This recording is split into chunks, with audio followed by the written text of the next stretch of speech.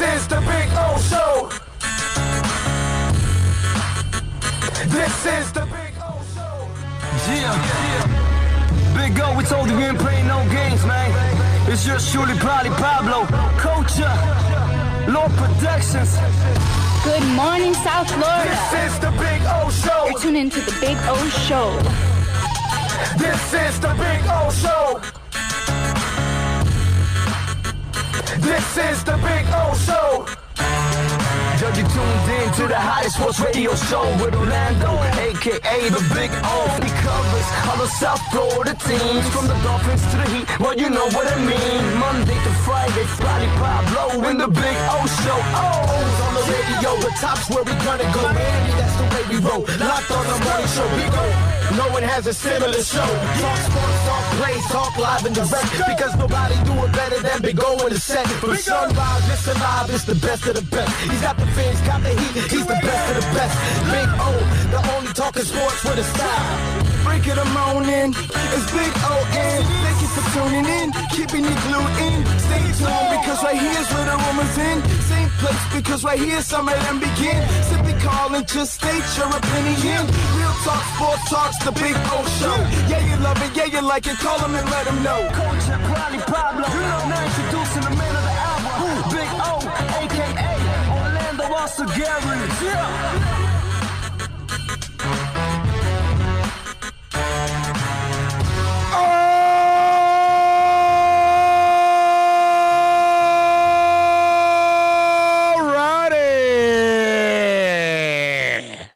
I love it. We are ready to rock. We are ready to roll. Hope everybody is doing well on a Labor Day. We figured we'd labor on this day because we'll labor in honor of those who actually labor every other day, right? What the hell? I was going to ask, yell, is that because we're laboring on Labor Day or because of a tie? Because it certainly isn't because of the heat. No. Yeah. We're laboring because we went to sleep at 2 a.m. That's okay.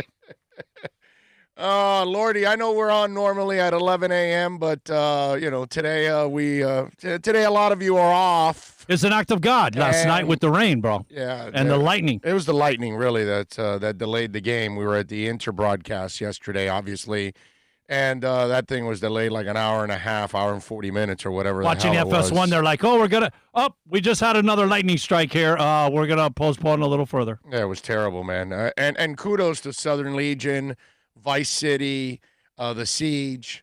All those supporter groups were at the stadium, outside the stadium, in the northeast and southeast corners of the stadium, and they were just watching. They had their banners, and they had fireworks, and it just... I wanted to ask, did they have any artificial pumped in crowd noise? No, that's only on TV.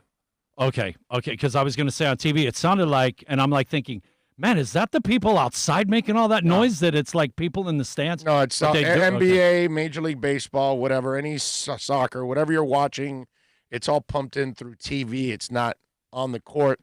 Or on the court, it's quiet. Okay. It's on the court, over just the broadcast. And the guys, it's right. only what you're hearing in your thing that they're not hearing. They don't hear else. "Let's go Heat," or any of that. They don't hear any of that stuff. So it's all quiet, and it's what you hear sneakers going squeak squeak. That's what the reporters tell you. It's eerie how quiet it is in all these places. But for us on television, they give us the ambiance to kind of better the whole thing. We easily could have taken it off today, but we figured with all the things that are going on over the weekend, we haven't addressed the Josh Rosen release and Lynn Bowden trade. The Heat lost last night to the Bucks, and we were talking on Friday that we could be talking about a sweep on Monday or a 2-2 series, but no, it's not. It's 3-1, and Giannis is out already for Game 5. And first of all, let's address the Heat, because I think this one's kind of easy as they lose yesterday, 118-115 in overtime. Miami leads comfortably in this series 3-1. And look, yesterday what happened, and the players talked about it. In fact, let's hear from Jimmy Butler. Play Jimmy Butler. Jimmy Butler was addressing what happened yesterday against Milwaukee. Go ahead. You guys never make excuses, but that play specifically, that's the only choice that the officials have. As a player in the middle of competition, would you like to see the league change that so that they can make that call in the moment moving forward now? Nah, I'm cool. We didn't deserve to win that game. We didn't play our type of basketball. And that play is just another play out of so many, you know. They call that foul, whatever. Something else bad probably will happen the way that we were playing tonight. So we'll just be better and not have to rely on one call to change the game. Anthony Chang. Hey, Jimmy, when a guy like Giannis goes out and, you know, you guys are up 3-0 in the series already, how does that affect the psyche of a team? Well, it shouldn't affect ours, but I think that we relax a little bit. When we stop playing basketball the right way, we stop guarding. We stop living by our defensive principles. We weren't getting 50 balls. We were getting out-rebounded. It was just all bad. Listen, whether it's Dragic or the, disgusting call on Jimmy Butler, that's loser talk, okay? Don't point at any of those bad calls. And, yeah, they were bad, and they went against Miami, and it helped Milwaukee. In the end, I don't give the Heat a break last night. What happened last night was a young team that did not take advantage of a situation. They were focused in on Indiana, and they put them out. They were focused on Milwaukee. The second that Giannis went out, they let up their guard, and they all of a sudden thought they could coast. And that wasn't the case because we saw Rex Chapman hit 39 points against Michael Jordan and the Bulls and win. You can win on any given night in basketball. This whole any given Sunday and all that crap. Same thing in basketball. Team comes in hot. I don't care how good you are. Could be playing the worst team in the league on a one-night basis, not in a series. They're not going to beat you in a series, but they can beat you one time. Guaranteed if you allow any team in the NBA to get hot. That's it. And then all you did was you didn't give you didn't make life impossible for Middleton. It's funny. The Heat have gone out of their way, which is what you're supposed to do for 3 games, to make Giannis's life impossible. Well, why didn't you do it with Middleton, right? And so that's all a lack of maturity. And the veterans like Jimmy, like Iguodala, like Jay Crowder, Goran, these kind of guys had to straighten these guys out in the middle of that game and had to get them back on track, and they failed to do that too. You know what I mean? And then at the end of the game, you're sitting there going, well, and they all at least admitted that they let up. You know what I mean? Instead of BSing us because they were standing around, they weren't playing their game, they stopped. They stopped being what they have been for 7 straight games. And now they killed themselves of 48 extra hours of rest. Because, look, Toronto and Boston looks like that thing's going to go 7. So they're going to play a few more games anyway. So you're going to – look, I think Miami now will come in Game 5 tomorrow and finish them out. I'm not worried about it at all. But this is very typical, and this is in the history of watching the NBA, I've seen this scene many, many times. And yesterday, unfortunately, the Heat succumbed to that, and they ended up allowing Milwaukee to get back into that game and then really end up winning that game. And it's a shame because they didn't play well, and yet it took overtime to beat them. And so Miami now has to look at that tape, and Spo is going to just absolutely grill them for 2 days now. He will thoroughly embarrass all these guys today in the film room. Like, look, this is what you did, this is what you did, this is what you did. And they're going to come out focused. I'm not going to get hung up on all of this. They screwed up yesterday. Big deal. None of us really expected them to sweep the Pacers. I mean, look, man, I thought that he would end here in this second round. Okay? I thought for sure they had to pass the first round because they were good enough for that. I thought they would end here in the second round. Okay? They have handled the number 1 seed with the MVP. I mean, I can't ask for more than that. They've already proven me wrong. I thought they were a 7 or 8 seed. They were a 5th seed, really a 4. They gave that 4th seed to the Pacers. They were really the 4th seed. But either way, 5-4, doesn't matter. I'm wrong. Okay? I didn't think that they could get past the second round. And here they are. You know what I mean? So they're going to already prove plenty of people wrong. None of us really thought that they would sweep the Pacers. They swept the Pacers. None of us really expected a sweep of the Bucks. They were on the brink of that. None of us really expect 5 against the Bucks, which is probably what's going to happen tomorrow. So either way, the Heat are playing with house money. They're doing a phenomenal job. They're 1 win away from the Eastern Conference. That's the big picture. This was a speed bump last night. But it's a lesson, which is the beautiful thing for Miami and these young guys. And this is something Bam, this is something Tyler's going to remember. This is something Duncan Robinson is going to remember for a long, long time. And Kendrick Nunn, all of them. This is a nice lesson learned. Okay? And so we'll see tomorrow. I expect them to come in focused. I expect them to take care of business.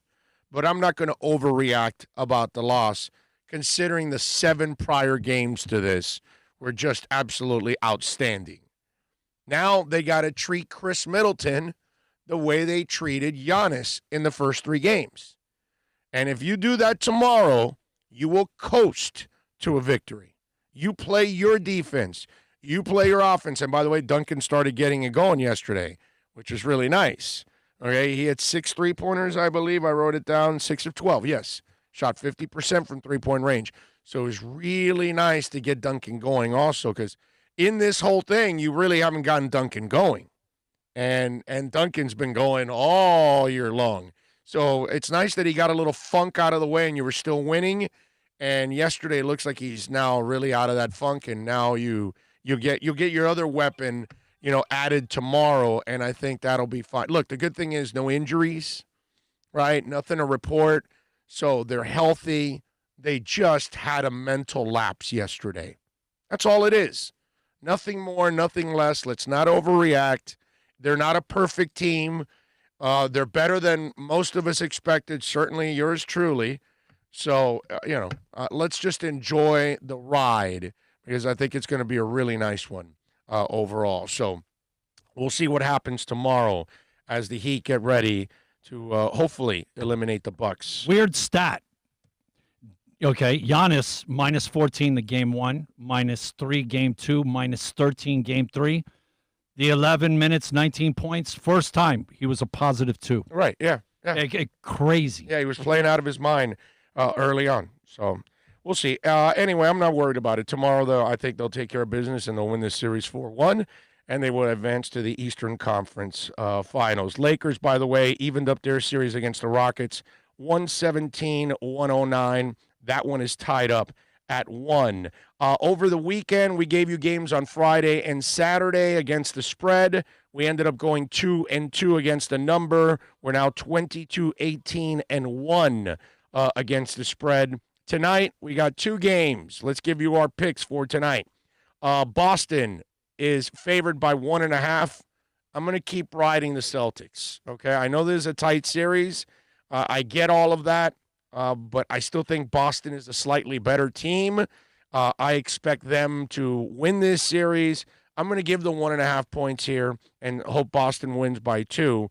It'll be a tight one. Let's see what happens. But I'm going Celtics minus 1.5. The over and under is 212.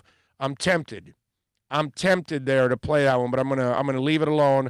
I'm gonna go with Boston minus 1.5. Clippers and Nuggets.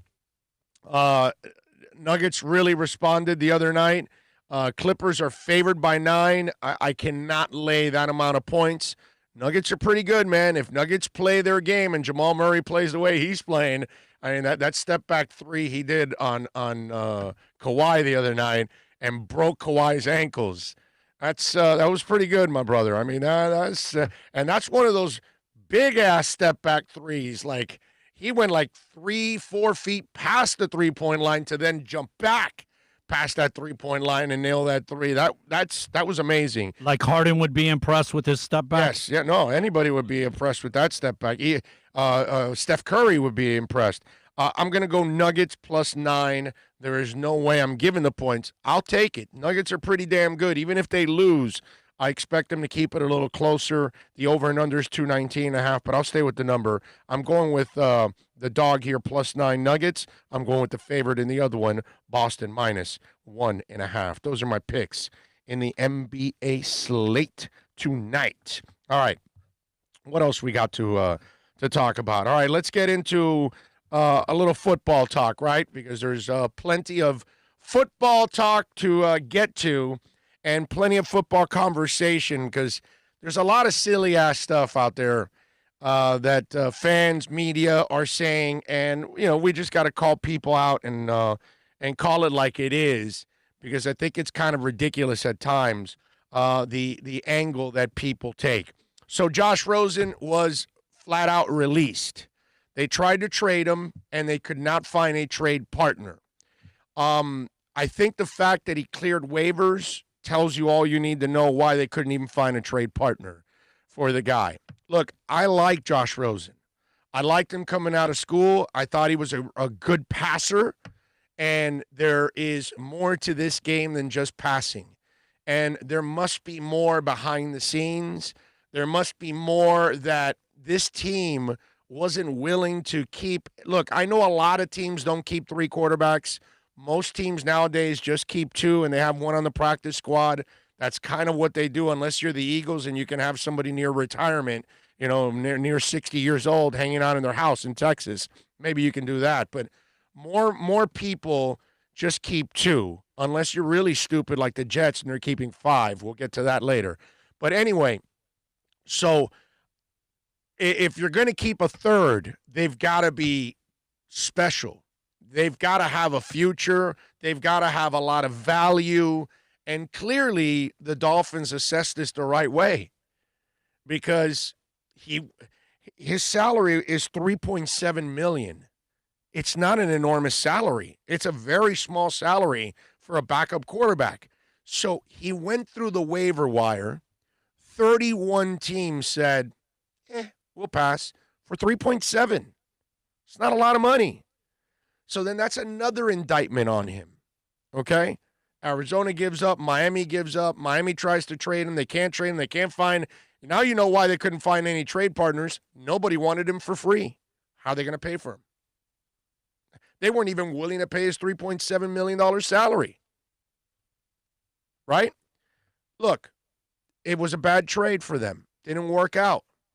For those that are writing out there or talking about it that the Dolphins made a mistake, I love that the Dolphins made this mistake. I love it. All I saw for 20 years was a team that never went for quarterbacks. So all of a sudden now, I'm going to start complaining about them trading for quarterbacks. And then this is the asinine part that I see. Well, you made a bad trade. What, do you think every trade's good? Or do you want a franchise that is trying to find a quarterback? Because last time I checked, these guys haven't been in place for 2 years, and they've gotten 2 quarterbacks already. And maybe they hit on one already in Tua. And if they did, mission accomplished.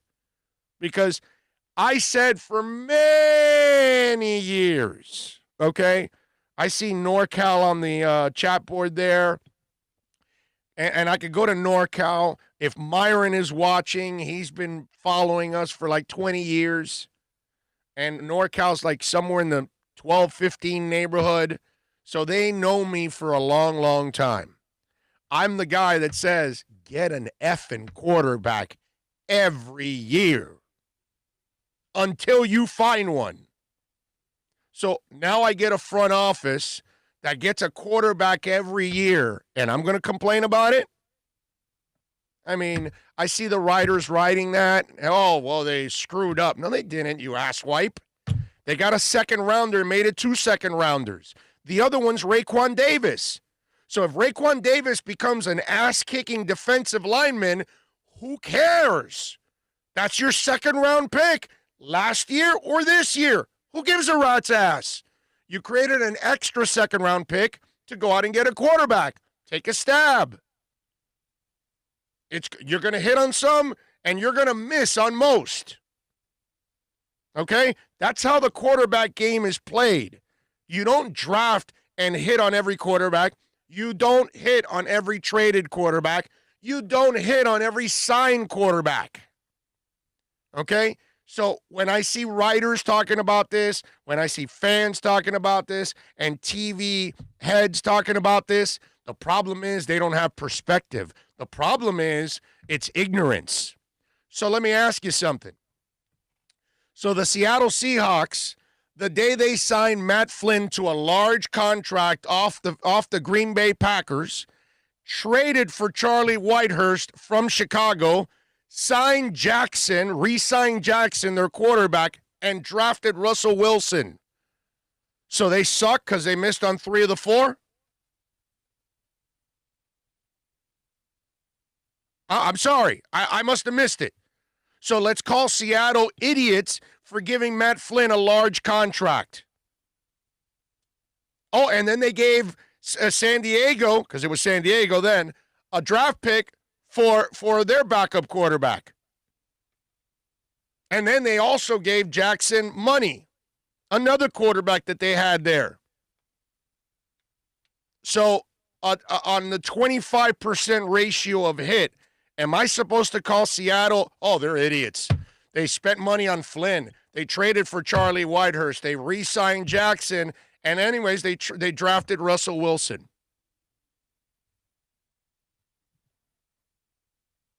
What effing team do you want, Dolphin fans? And for those of you in the media, how about getting a little perspective, dude?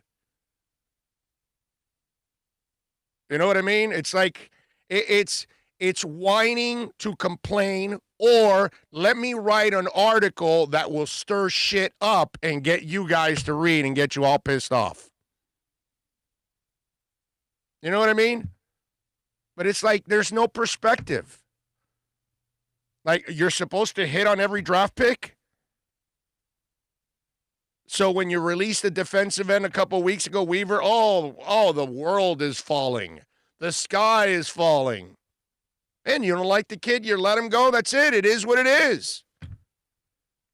You hope some others end up, falling in line. Or you hope you pick up somebody in street free agency. Because that's how it is. It's really convenient to say, well, you missed on Curtis Weaver. Yeah, but they hit on Preston Williams. Oh, you let Josh Rosen go, but you hit on Nick Needham. You know what I mean? It's like, well, you got rid of Kiko, but you brought in Vince Beagle. You know what I'm saying? It's just sometimes people write just to create controversy. Okay? Now, if you're constantly sucking and you're missing on everything and you're not winning and you're not developing and you don't have a coach and you don't have a front office, then I'm complaining. That's what I did for 20 years. But I'm not going to do that now. I'm not going to complain about Rosen.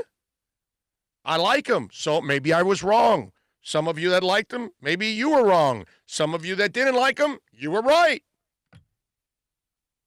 You win some, you lose some. It's the way it goes. But if in 2 years or in less than 2 years, you trade for one and draft another, and if you hit on Tua, that's better than what Seattle did. Right? But I commend Seattle. I always, for years, have used Seattle as an example. That's how you find the quarterback. I don't care that you missed on Charlie Whitehurst and gave away a 4th rounder. I don't give a rat's ass you gave all that money for Matt Flynn.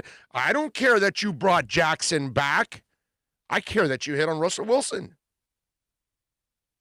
That's what I care. And he was kind of the throw-in.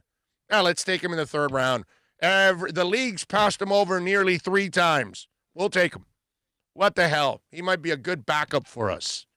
He ends up becoming a Hall of Famer. Okay, so for any of those people out there writing and complaining about Josh Rosen, I'm happy as hell, dude. Not happy that he got released. Not happy the poor kid is struggling to find his way. Not happy about that. I'm just happy that my team is constantly looking for quarterbacks. And if they miss on Tua, they're going to try to go get another one. And that's what you're supposed to do in front offices. And if you hit on Tua, I still want you to go draft another one in the next year or two. How do you like that? Okay? Because New England does it. Green Bay does it. That's the way you're supposed to do things. Even if you have your quarterback, keep drafting them. You know why? You're going to miss on most of them. Then you'll hit on one finally. That's just the way it is. It's not, most teams don't go hitting on quarterbacks every time they draft. That's just not normal. The normal thing is to whiff on a whole bunch of them. So whining and complaining about Josh Rosen is as ridiculous as it gets. It's short-sighted, and you really don't get it as a front office. Now, if they keep drafting quarterbacks and keep missing, then that'll be a problem down the line. But for now, I love what they're doing. So let's not overreact on the whole Josh Rosen thing. And they didn't keep a third because he's not special enough. And they'd rather keep the sixth receiver. Okay? In their book, in their eyes, it was more important to keep an extra receiver, which I thought they would go 5. They went 6 deep. They went Parker, Williams, Grant, Ford, Hollins, and Bowden Jr. that they just traded for. Okay?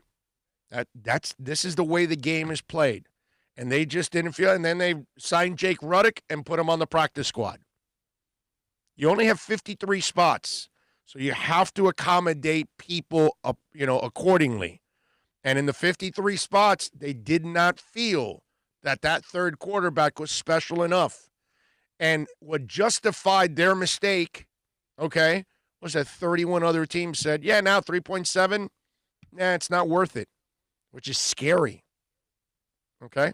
So something is still amiss with Josh Rosen, no matter how much any of us may like him or may not like him. And that's why now he's a Buccaneer.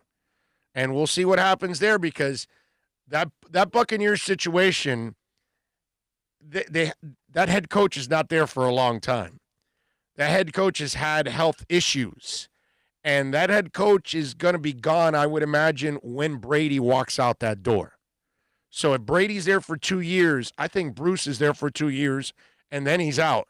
And if Josh can learn whatever he can in the next 2 years, that's fine.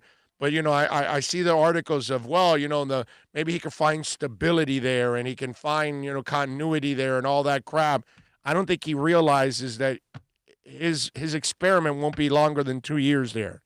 Because once Brady's done, I think he and the head coach walk out into the sunset. Because this is what the head coach is loading up for this final attempt at winning a championship for his resume. You know what I mean? Brady has his own agenda. Josh Rosen, learn, kid. I don't know if you'll last a year. I don't know if you'll last 2. I wish you the best, but it's a change. Now he's making $142,800.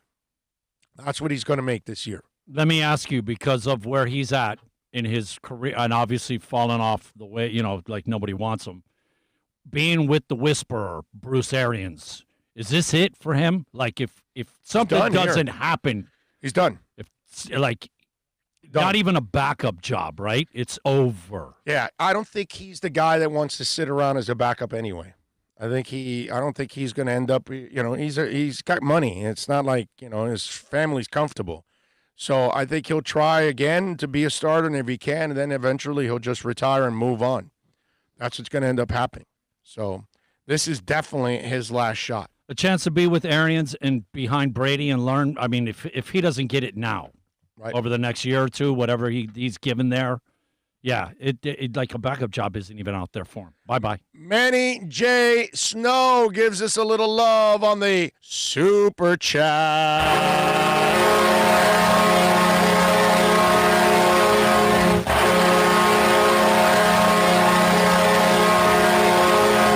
I should say Manny J. Snow, 1972. Okay, there we go. But thank you, Manny. Appreciate you giving us a little love on the super chat.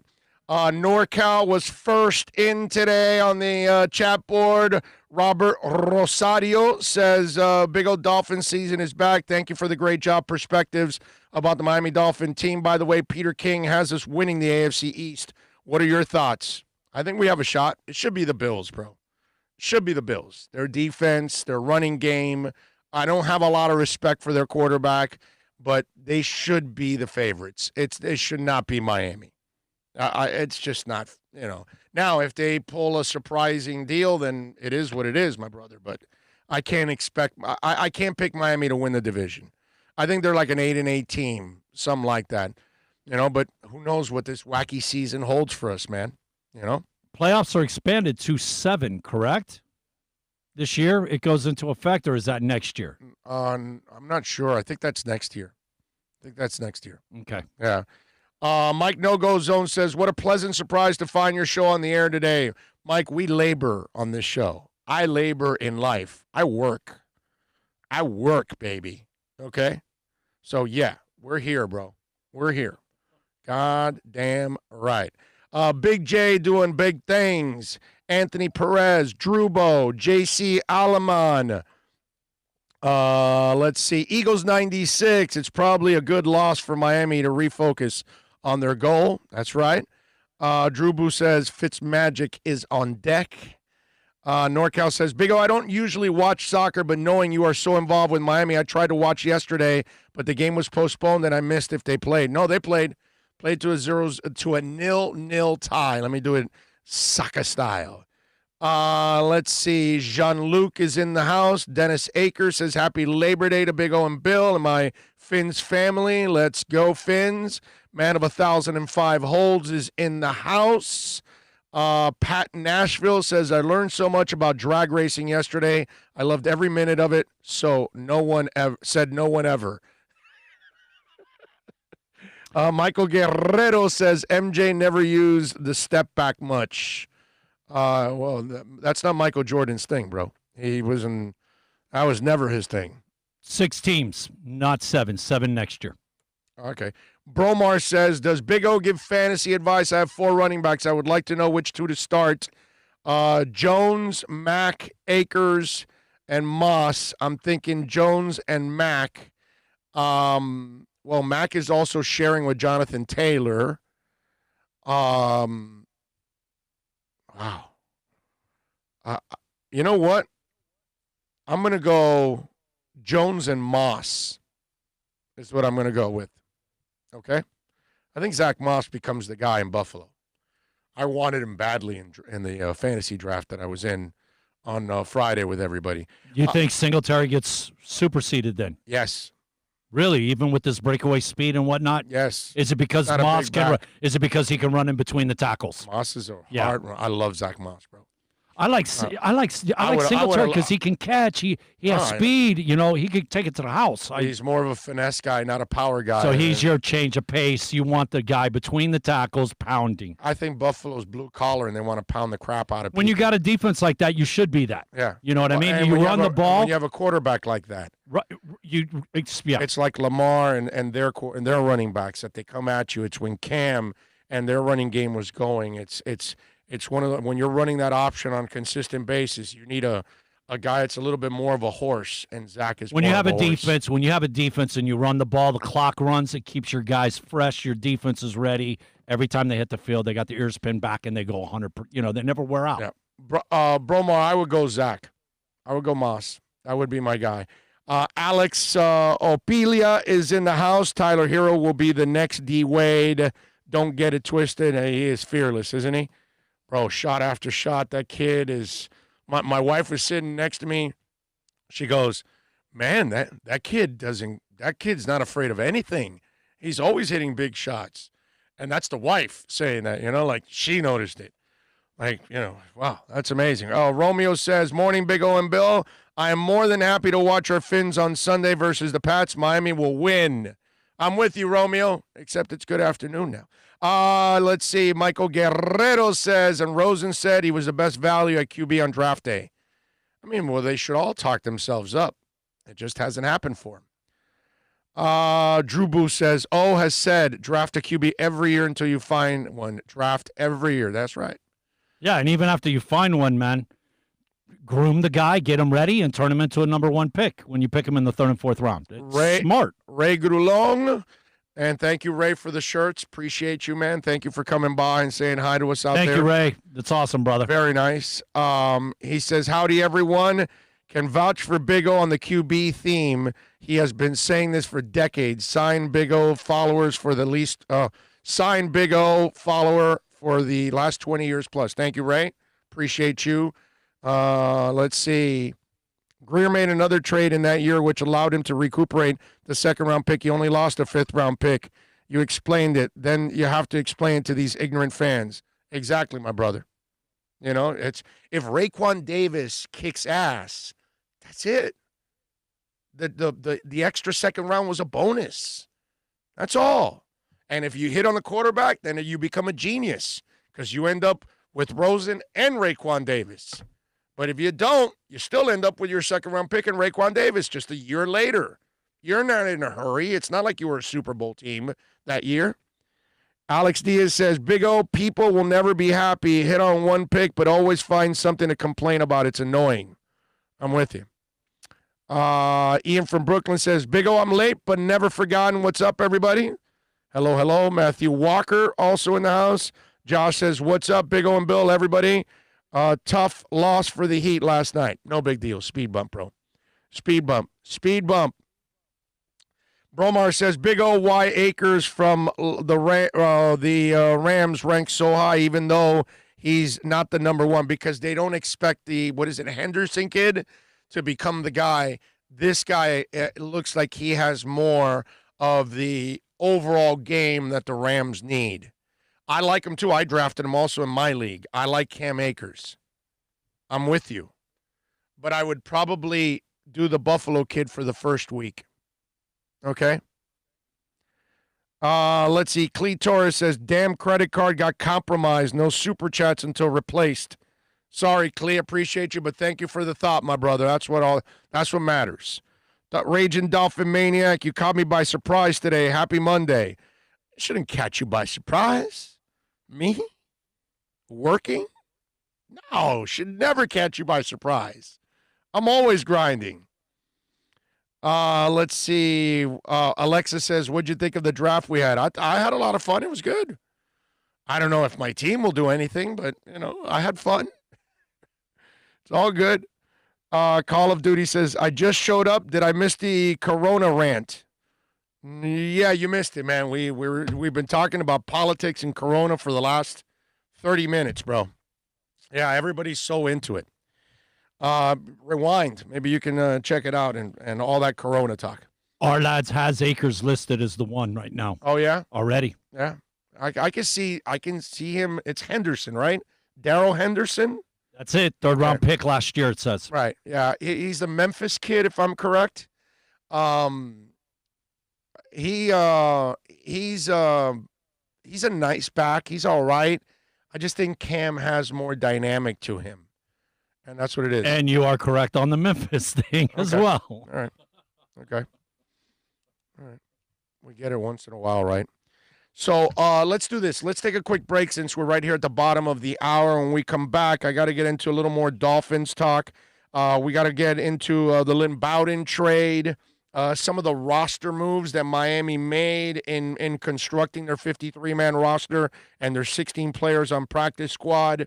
I got a couple of other NFL notes I want to get to. This won't be a long show today. Okay, we're laboring, but we won't be laboring like 4 hours, 3 hours. Like you did yesterday at the soccer game? Yeah, well, yeah, exactly. And I actually, we were doing a 50-minute pregame show. We did like an hour and 30 minutes. It was an hour. What? An hour and 20 delay? Was it? Yeah. We did like an hour, and it was like an hour, and actually it wasn't an hour and 20. It was like maybe an hour and 15 of a pregame show, and then Whitty and the boys took over.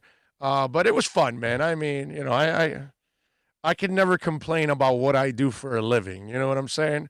So it's all good. I get to talk sports, and even if I'm working on a Monday, I'm happy as hell to be working on a Monday. There's so much to talk about.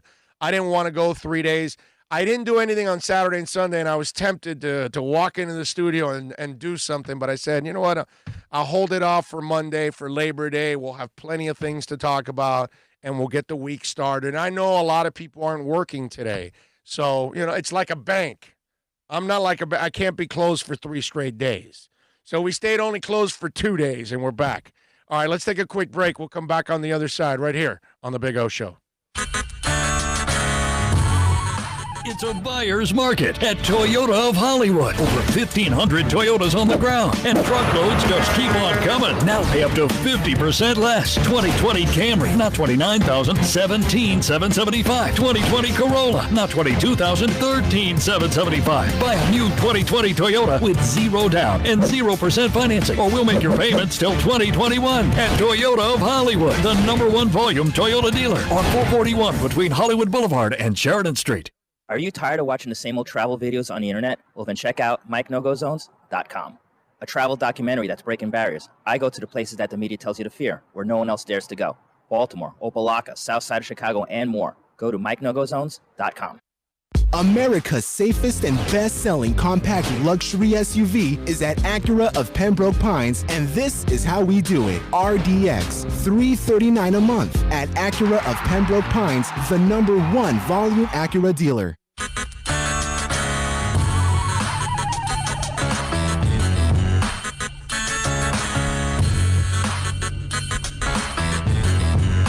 This is the Big O Show. This is the Big O Show. This is the Big O Show.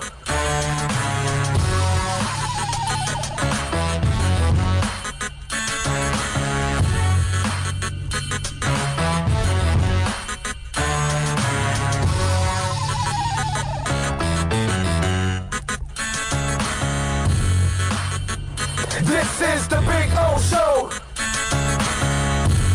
Welcome back. This is the Big O Show. That it is on a Labor Day. Thank you all, by the way, for taking time during your Labor Day to join us, because, I'm really appreciative of that. I know Bill is too. On a day like today, you could be relaxing. Maybe you want to get away from sports and all that good stuff, except for that one guy that wants Corona talk. And, he missed all the Corona talk prior to the show. If he wants that, go call Romo. He's doing commercials for him. Ah, yes, that too. Yeah, the Corona hotline. That's very important there, the Corona hotline.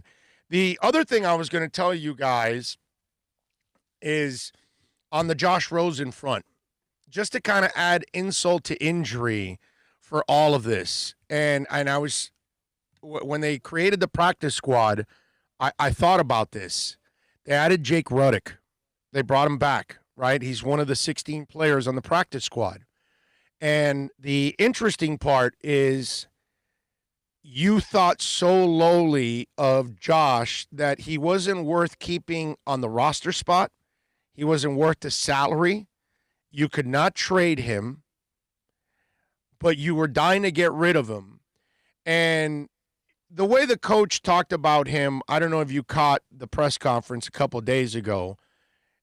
He tried to be as decent as possible about the release, but he clearly was telling us that he just doesn't fit what we do. And I don't know what it is, but he ended up clearing waivers. And when you then go with Jake Ruddick as your third QB, then that tells me that the difference between, in your eyes, as a coaching staff, as an offensive coordinator, as a quarterback's coach, as the general manager, because these are all the players in this decision. It's Flores, it's Chris Greer, right? Those two guys make the final decision, but they're going to go to Chan Gailey, and they're going to go to the QB coach, and they're going to talk to all of them, and they're all going to go, well, what do you think about this?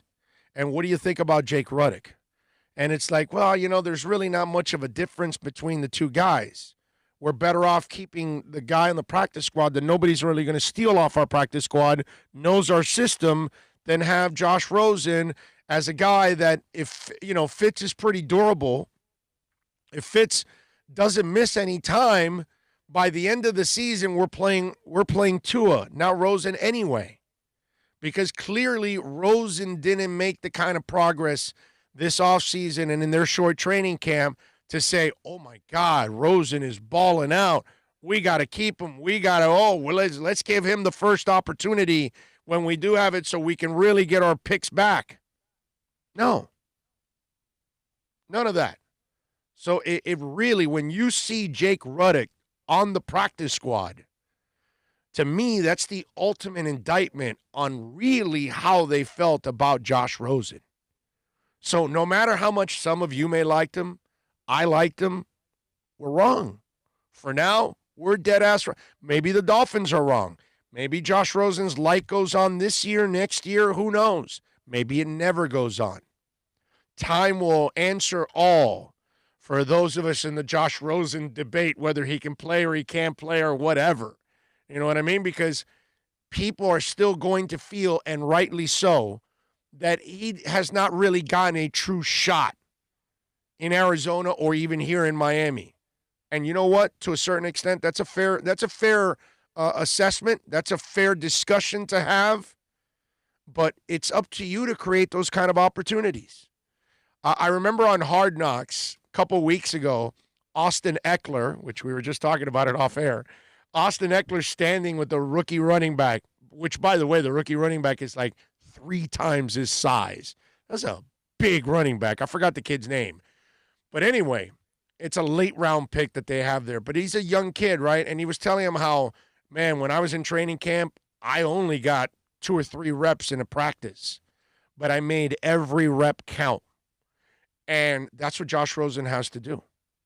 You know what I'm saying? Josh Kelly. Josh Kelly? There you go. So it's just weird, you know, that you have this situation and they end up with Jake Ruddock. That, to me, when I saw that, I was like, wow, that's cringeworthy for Josh Rosen. And that's where, listen, time will answer all. But just don't overreact on the release. It's not a big deal. It really isn't. What I like is, hey, look, Antonio Callaway. You saw that on the practice squad? Florida kid, first-round talent type that fell to the 4th round, I think it was. Cleveland drafted him. He was still a punk and a dirt bag, and he unfortunately ends up getting cut because he's an idiot. Apparently, he has now done everything he possibly can to straighten out his life, to stop being immature, to grow the hell up. And we'll see. And that's that. I love that gamble by Miami because it's a practice squad guy. If he plays well, if he wants to show his character, he's a local kid. You know, if you want to listen, unless you got other talents, Antonio, if you could be a doctor, if you could be an engineer, if you could be a CEO, a top salesman somewhere, if you have another skill set, then bless you, brother, then go ahead. But if you have no skill set that's outside of football and you're going to end up somewhere going, would you like fries with that? Well, then you need to get your ass in gear. And let me tell you something. You know, Preston Williams had all that baggage in college, and that's why he fell out of the draft, and Miami took him, and everything has panned out for them. Antonio Callaway has done everything to screw his career up at Florida and in the pros.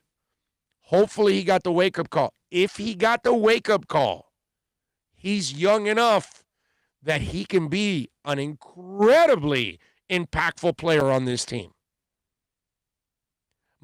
You have Preston Williams and Devontae Parker healthy, okay?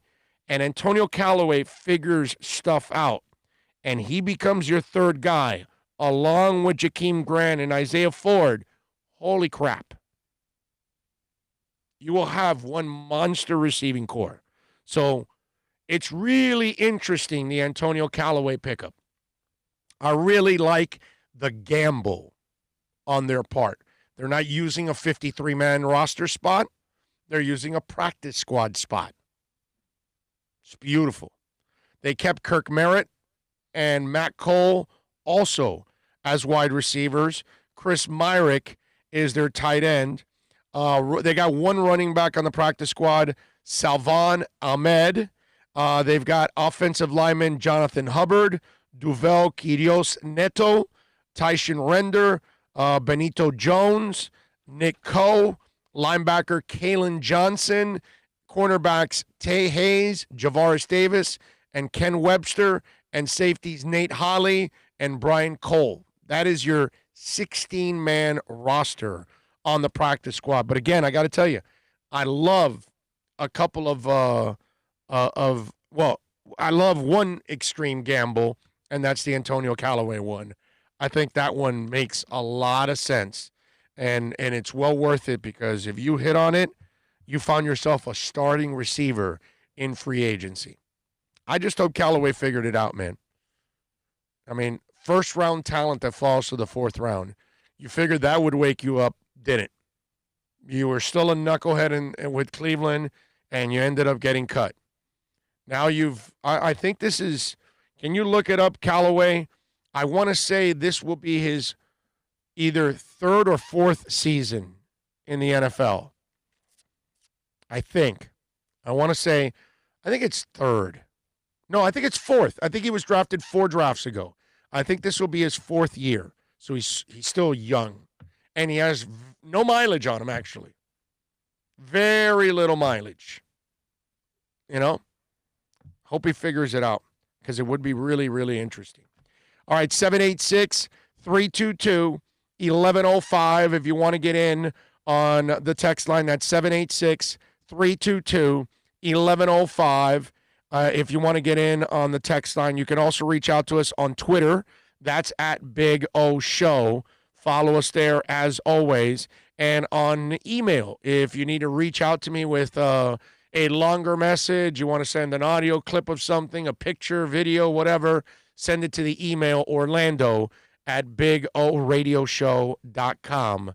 That's the other way to reach out to us on the program. Many ways. Appreciate as always. Yes. Drafted 4th round, 2018. So 18, 19, 20. This is the third season. Going into his third. So third season. All right. So even better. We'll get a chance. Blah, blah, blah. Dolphins, suspensions for substance abuse. Yeah. He's done a lot of. Needs to grow up. But that was his problem at Florida. It's the only reason. That's why a first-round talent fell to the 4th round. Okay? It's because of that. You know what I mean? Kane's running back we got from Cleveland. The one that skipped out of jail. What was his name? Oh, Lamar Miller. Cincinnati, you mean. That's why you, confused me. Cincinnati. Don't be like him. Right. Yes. And he keeps get your ass together, buddy. And the moron keeps getting arrested. Well, I never saw. At least he didn't skip out of jail. Man, none of us saw that coming from Lamar. Whatever did, bro, to keep him. No, but you know what? You know what? Crap, dude. Manny. Very Mike Tomlin-ish. Manny was on the show and he told us the high school coach was there babysitting him, and that's what obviously kept him in control when he got free of that. Dolphins should have hired his ass. Yeah, exactly. Holy crap. I mean, what a shame, right? You have the talent to play in the NFL, and your head is up your culo. Come on, bro. Wake the hell up. I just hope when he pulls it out that there's not crap in his ears so he can't hear. You know what I'm saying? Clean your ears. Yeah, they named captains, by the way. They also named Fitzpatrick, as the starting quarterback, which, wow, Ryan Fitzpatrick, starting quarterback. What a shocker. Anyway, so they named him starting quarterback. No shocker there. They named the captains. Special teams, Kevon Frazier and Clayton Fejelim or something like that. Anyway, those are the special teams guys. On offense, Jesse Davis, Ted Karras, the center, and Fitz. So interesting. Jesse, not surprised. Fitz, obviously not surprised. And then Ted Karras, the center, has already made an impact and obviously going to be one of the leaders on that line. Jesse, because of tenure. And now Karras, the center, is the guy that calls all the line calls and all that. So Karras becomes the captains. On defense, very interesting development. First, Kyle Van Noy is not a surprise. Bobby McCain, not a surprise. Bobby is as cool an individual and a leader in every way, shape, and form. So I'm not surprised there. Elandon Roberts became the guy. That's pretty amazing. Elandon Roberts becomes the captain, one of the defensive captains for the Miami Dolphins.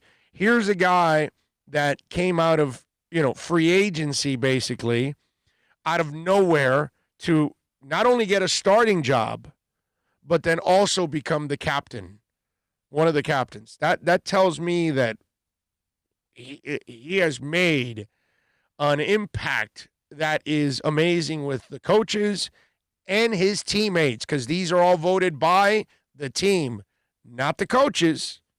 The players are the ones that select the captains. So Landon Roberts, now you've got him with Hill Gruder and Van Noy as your starting linebackers, and Ogbog, by the way. And to have guys like this, to have a guy like this who just got there and make that kind of an impact, that tells me that they're expecting big things from him on the field, in the locker room for this team. And that's going to be really interesting. But again, we're in the second year of a rebuild. So we're going to see a lot of turnover, and you can't expect that turnover to actually, be going as planned, because Jerome Baker now finds himself as the fourth linebacker. That's crazy, man. Or fifth linebacker, I'm sorry, in this case. It's a 3-4. So Baker's not starting, and that is kind of shocking to see that a guy like Landon Roberts has kind of taken over there and become one of their leaders. That's pretty impressive. Let me see what we got on the chat board here. See if we got any questions. You guys can send in any questions if you want out there. Let's see. Something is up with Rosen. Somebody will leak what happened in camp to make them cut ties. But even if it's only in camp, the entire league passed him up. Drew Boo says, I love my Finns for life. Damn right. Let's see what else. Rosen can't process defense fast enough after the snap. Whatever it is, bro. If it's that and other things, they didn't like him.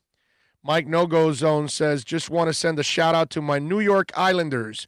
They are tearing through the NHL playoffs. Good for you, Mikey.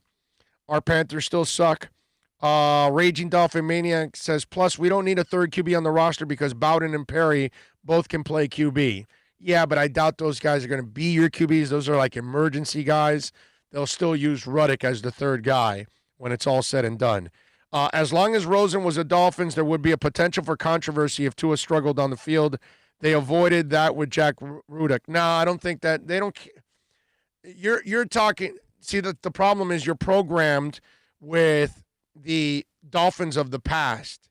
These guys don't care about controversies. They don't give a rat's ass what you and I say. They don't care what the media writes. They're not going to fold with any pressure from the public. They're going to do whatever the hell they want to do. So if Rosen was good, they would have kept him. Okay? Guaranteed. The bottom line is he wasn't good enough in their eyes, and they let him go. Has nothing to do with a struggle by Tua and all of that stuff. Tua is the guy here. No matter what, everybody wants to see Tua. Word is Rosen got the news from Flo. He sat there for a few seconds before it sunk in. Well, let's I wish him the best, man. I hope he figures it out.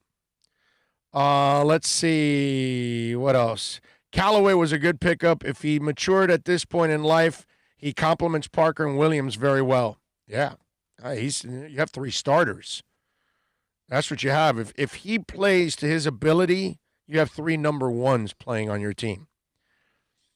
Let's see. What else do we have? I am putting my trust on this regime, the moves that they are making. I'm not saying bleep about. I'm going to trust this process. That's what Pizza Guy says. Jose says, hey, I just got on. Sorry if I missed it. I was wondering your thoughts on Lynn Bowden. Haven't gotten to that. That's coming next. Miami Heat team put up 115 points last night and lost, but I'm not scared at all. We will beat Milwaukee team. It's proven that we are better than them, and you are correct. Diga88 says, Rosen will be picked up and will be starting for a team before the year is over. Dude, he was picked up by the Bucks. They have a guy named Tom Brady. You may want to keep up with the news. Polo, the Heat are going to lose this series. There you go. Don't you love that? And you won't find Polo after tomorrow anywhere. Correct me if I'm wrong. Didn't Preston Williams was a projected second-round talent, but he had pending battery charges? Yes. Yes. He was a high pick and fell out of the draft. So, yes. Colorado State. Yep. Jean-Luc says, happy Labor Day, everybody. Smoke 'em if you got 'em. DJ Lloyd says, I don't want Callaway playing over Isaiah Ford. Sorry. Two different receivers, my brother. Callaway is a number one type talent. Okay?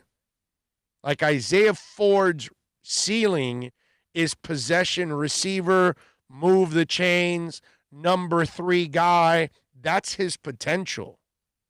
Okay, DJ Lloyd? Understand that. Callaway's potential is to be Devontae Parker. Okay? I'm dead serious. That's his potential. I'm not crapping you. He's not a number 2.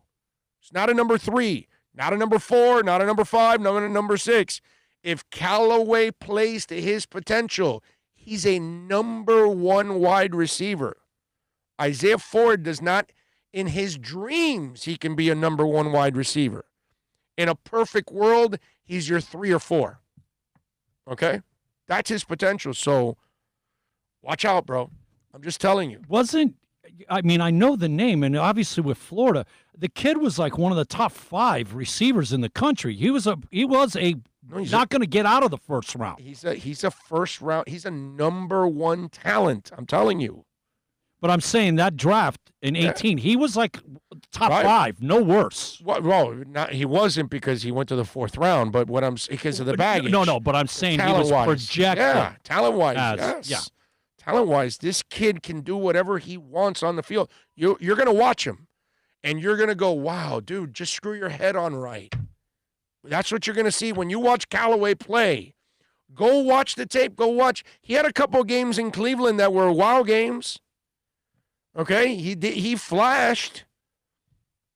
So trust me, this Callaway kid can be special. He's just got to get the punk out of him. Got an idea. Let's contact Lamar Miller's running backs coach in high school that controlled him at UM and get him hooked up with Callaway. That would be nice. How bad does this look for Rosen, the fact that he was so cheap and counted against the cap? Well, drone spy, we already talked about that. Yeah, it's a terrible look. 3 number 1s, Parker, Williams, the Who.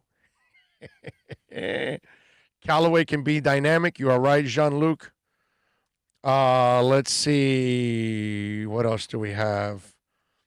Rosen will be dropped by Tampa in no time. The fact that he was so cheap and they dropped him, anyways, bad sign. I don't know, man. I don't know what's going to happen with him. Jose says an interesting read would be, where are they now looking at the 2019 roster? Oh, yeah. Yeah, but you got to expect a lot of turnover. That's how you build a team. Unfortunately, you're not going to keep a lot of people around, and especially when you're a bad franchise. Let's see. Rosen's going to Tampa, has some depth analysis. Brady had to talk to O'Shea and the coaches.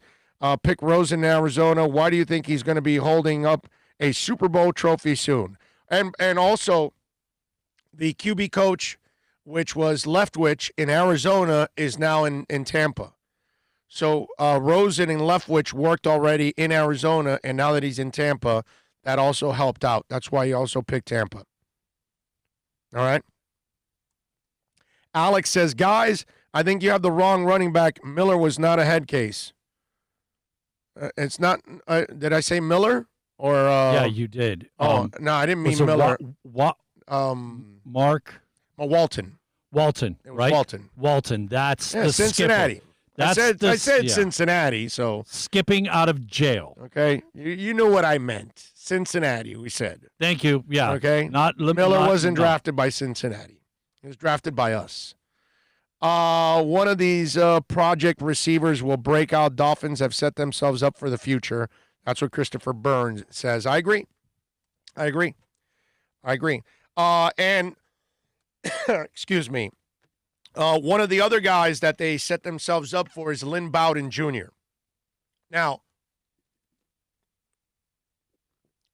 first of all, don't go by anything that happens in Oakland, okay? Because they're a disaster over there. John Gruden's a clown show, and they were playing him at running back, and he's not a running back. Now, he is a dynamic player, and maybe you could use him spot duty at running back, but that's not a guy that you give him big reps and play him in the running back room and the running back drills and then use him, giving him 10, 15. That's not who he is. That's not what you were supposed to do with Lynn Bowden. So his failures in Oakland should not be measured, and especially on a short offseason, at all. I love the trade that they made. Look, you got to keep turning over a roster and finding pieces that you want. Lynn Bowden's a guy that is a multifaceted player, okay? And when you have him on your roster, along with the Malcolm Perry kid, you now have guys that you can use in different types of formations, and you can attack teams in all kinds of ways. So I really love, and look, I wasn't worried about their depth at wide receiver because, like I told you, they had Parker, Williams, Grant, Isaiah Ford, okay? So they were solid at 4. It was, what were you going to do at 5? And they went with Matt Collins instead, and then they ended up keeping 6 with Lynn Bowden Jr. because they let go of Rosen. So they could keep an extra wide receiver. But if you notice, with Perry, man, I'm sorry. With Perry and Bowden, I feel like coughing a lot. Do me a favor, lower my mic there a second. Me looking at Bowden, I mean, the kid quarterbacked the last 6 games for Kentucky, did a decent job, but, I mean, he's not a quarterback. I think he only attempted 70 passes in 6 or 7 games. That's a gimmick guy. But he can play receiver, and he can run the ball. And they can use him at quarterback in a red zone area where you at least use him, as a gimmick type guy. That you can do with Bowden. That you can do, with both guys, with Malcolm Perry. But what I love is versatility. And that's what it is about this roster. And when they saw Bowden, they wanted to get a guy to add to their team that can do multiple things, because that's how you keep defenses off balance. All right, let's do this. Let me take a quick break here at the top of the hour. Let me compose myself a little bit here. Regroup. We'll start off hour number 2 here on the program, right here on the Big O Show. I'll finish off with Lynn Bowden.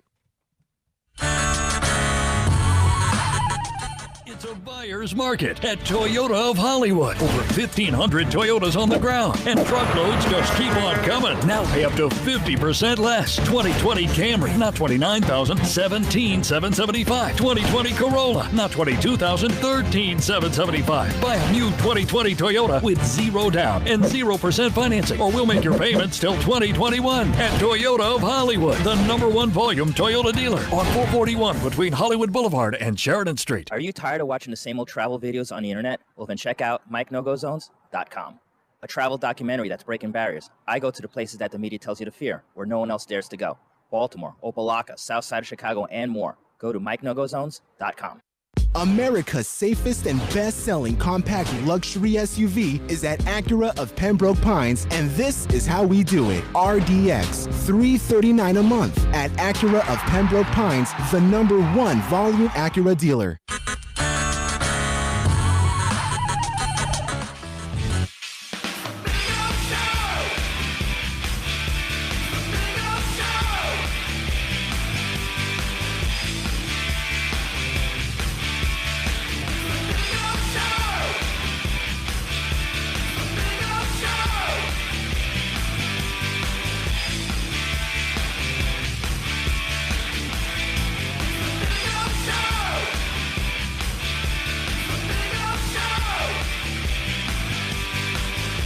All righty.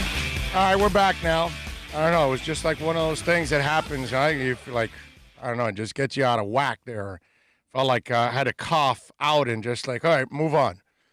Allergies, buddy. Yes. Manny says, Big O takes social distancing pictures with Dono on Wednesday during the Inter-Miami FC game. Is it possible with what? With no masks?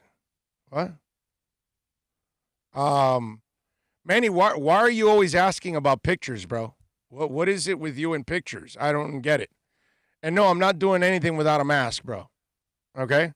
I'm here in my house, in my studio, and I do the show every day for 2 years with the same guy. So that's the only reason why I'm in the same room with him without a mask. That's it, because he and I are together every single day. So it's not a big deal, and we're the same, it's family. But outside of that, Manny, don't ask me to do something irresponsible. I have 5 stents in my heart, dude. You think I'm going to risk getting COVID for your stupid-ass picture? Seriously, dude. Like, what the fuck is wrong with you? How are you going to ask me that? Seriously. I mean, have you watched the show? Have you listened to the show? Do I look like the guy that's irresponsible? Or I think I get hurricane supplies before everybody. I think I get COVID supplies before everybody. Yes, you did. I think I'm pretty much on top of this. You want me to go take pictures with somebody without a mask because you want a stinking picture. Bro, come on. Cojones, brother. Jesus. I'm just going to say this has got to be a segment. Come on, bro. Seriously. Big O, you think Lynn Bowden is a better version of Malcolm Perry? Herman, we're going to find out, my man. You're asking me, I have no idea.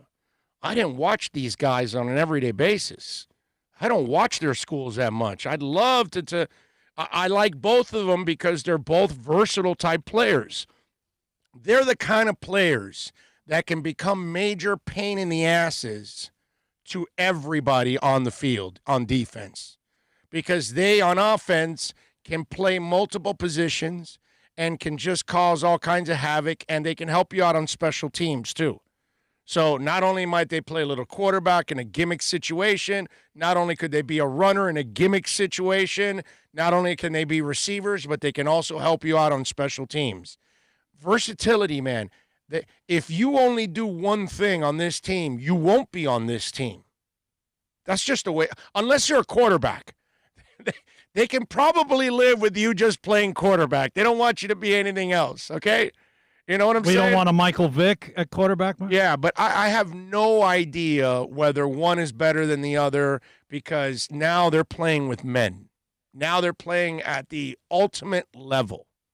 You know what I mean? So we're going to find out about these guys.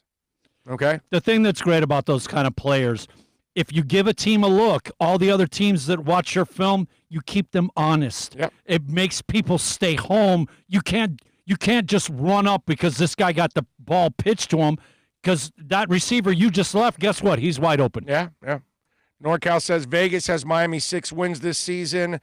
The season juice minus 125. I got to call Brian Carroll in Vegas because I'm all in on 7 or more wins this year. I'm with you, man. I'm with you. NorCal, if you do it, put a one spot for me on it. Okay? All right? If you do it, for real, if you call our boy Carroll, I'll send you the cash. All right? Put a one spot on for me. That way, when we go to Vegas, I'll cash in, because we're winning more than 6 games this year.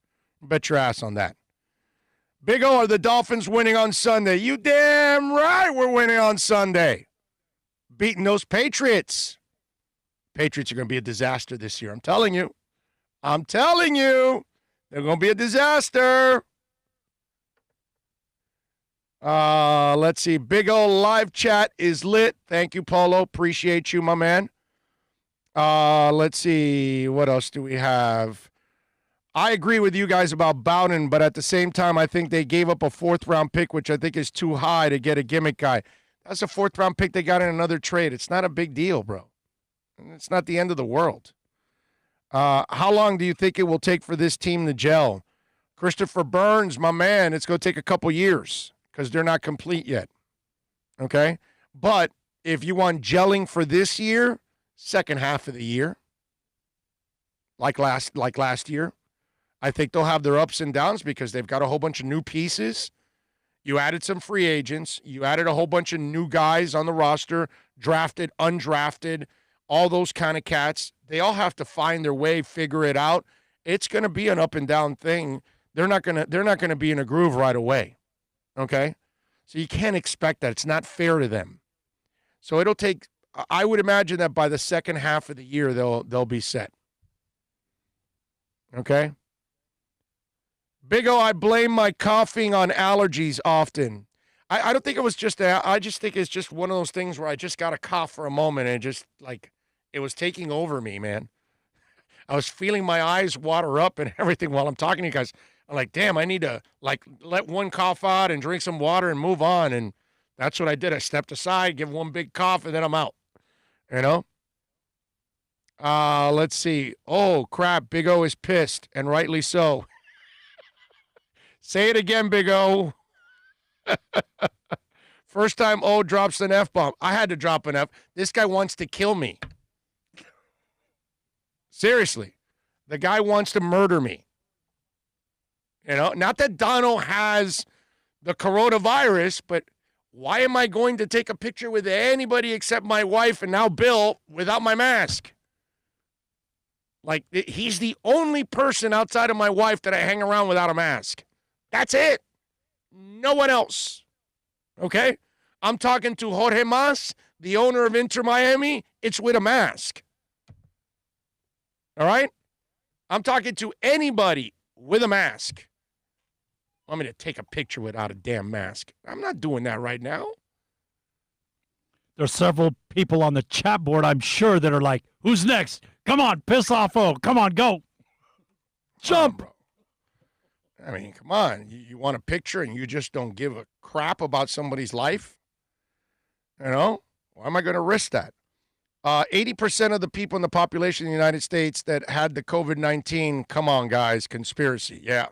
Yeah, it's all a conspiracy. 180,000 people dead. It's all a conspiracy. Continue with the ignorance. I love it. Is Malcolm Perry a good special teams returner? We need someone who can run it back. We're going to find out. We're going to find out. They can return, but we'll find out if he's a good one at this level. Big O, how long do you think it'll take for Tua to play? I don't think he plays till towards the end of the year. And I want to prepare you guys for this. If you're playoff eligible, Tua will never play. You got that?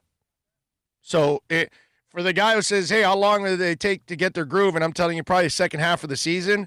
If they somehow find a groove like Stella right away, and third, fourth week, they start rolling and they're going to start winning and they got a winning record and they're in the playoff mix, Tua will not play at all. You will not see him in the 2020 season. Bet your life on it. Okay? Now, this is the twisted part.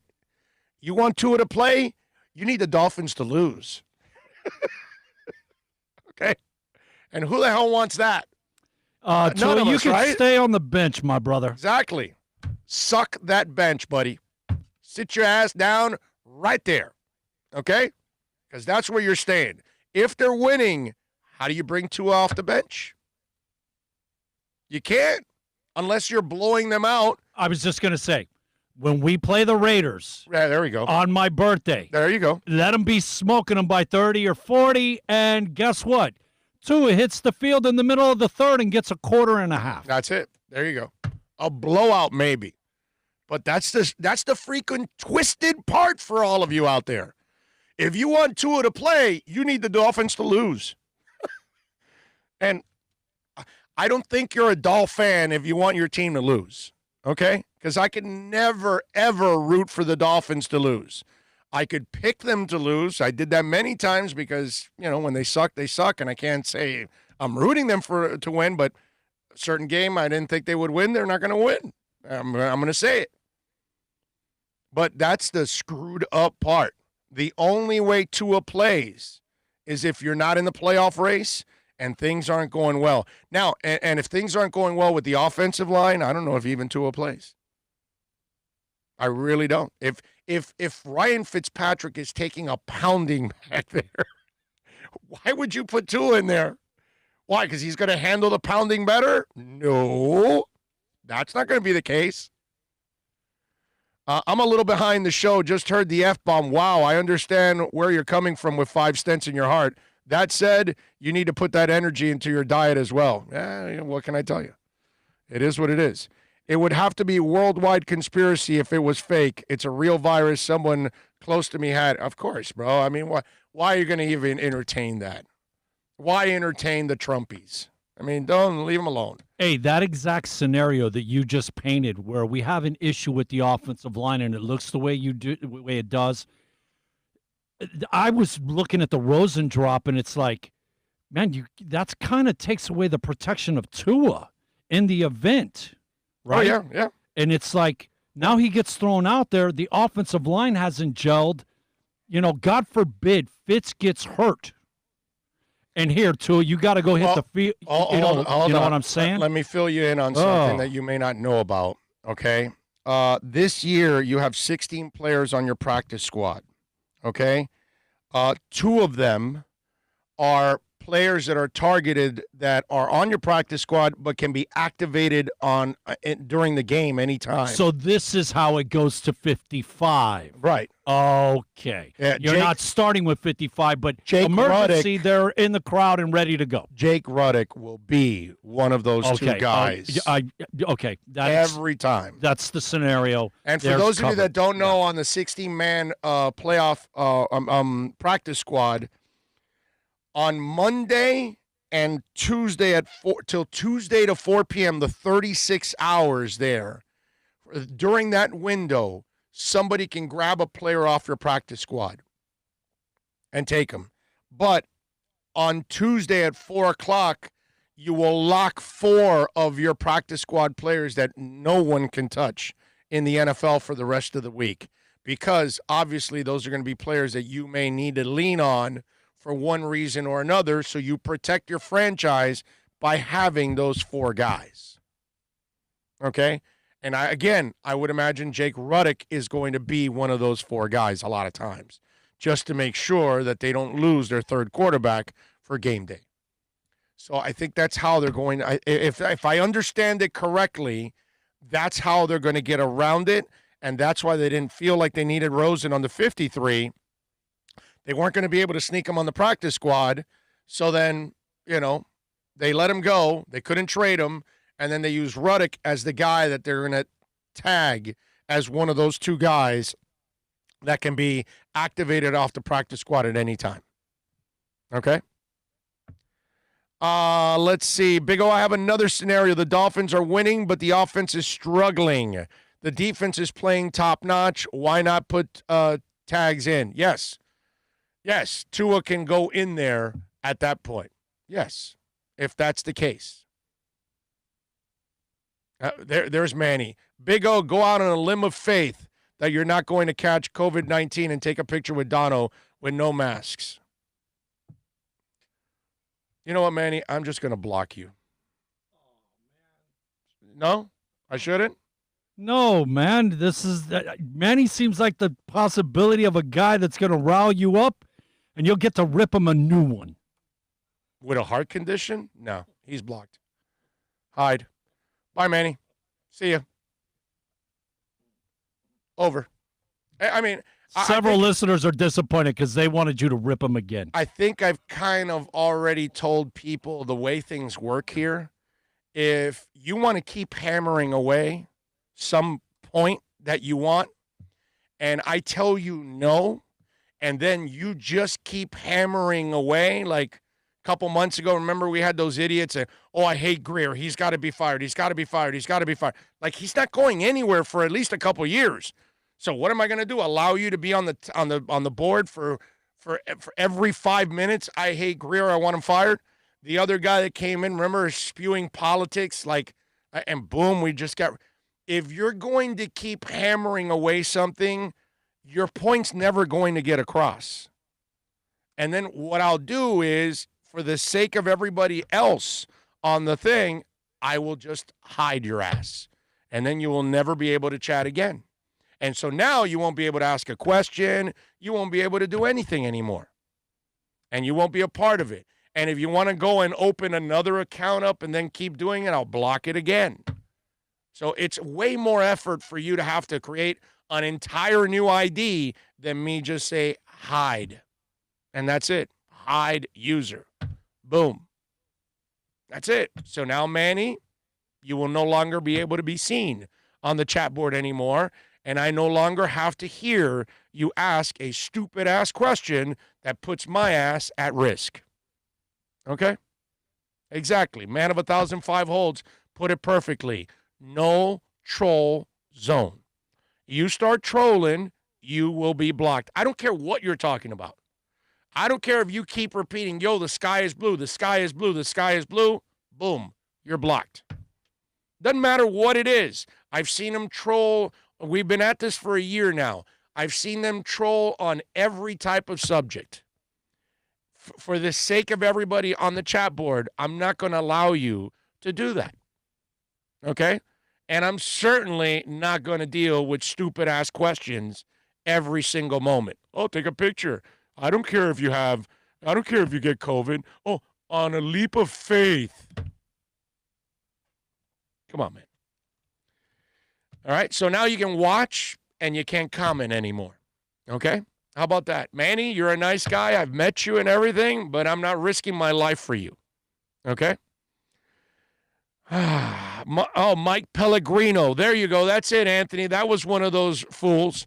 Showed up to the comment section of the Dolphins YouTube video, trolling as usual. I called him out and told him to get a life before he gets blocked again. There you go.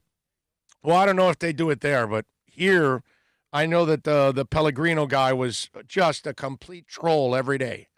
And I let it go for a little bit to see if you're going to let it go. But if you're not going to let it go, then I'll let you go. You know what I mean? And Anthony asks for pictures. That's all he does. He calls every radio show host on text and asks them for pictures. I don't know why he collects pictures. I don't know what it is, but whatever. You know what? But he'll collect pictures even at your own risk. This sounds like the freaky dude in the movie Ted. He likes to put him as his wallpaper at his house. Okay. Yeah. And Augustine says, Yo-O is real effing love this man. Well, I love you too, if that's what you mean. Thank you. Let them know, oh. There you go. Thank you. Thank you. Appreciate all of you out there. I bet he's got a wooden horse that rocks back and forth at his house. I love it. Anthony says he was saying that Brian Flores is scared of I'm not even going to bother with any of that. All right, so you got all of that. I was surprised, by the way, they kept the 6 receivers. And Parker Williams, Grant Ford, I'm not surprised with. The Lynn Bowden one, obviously, you trade for him. And then Mark Hollins ends up making it. At running back, Breida, Myles Gaskins, Howard, obviously, the 2 free agents you're going to keep. I like Patrick Laird as a receiver out of the backfield. And then Malcolm Perry. I will say this about this Dolphins team.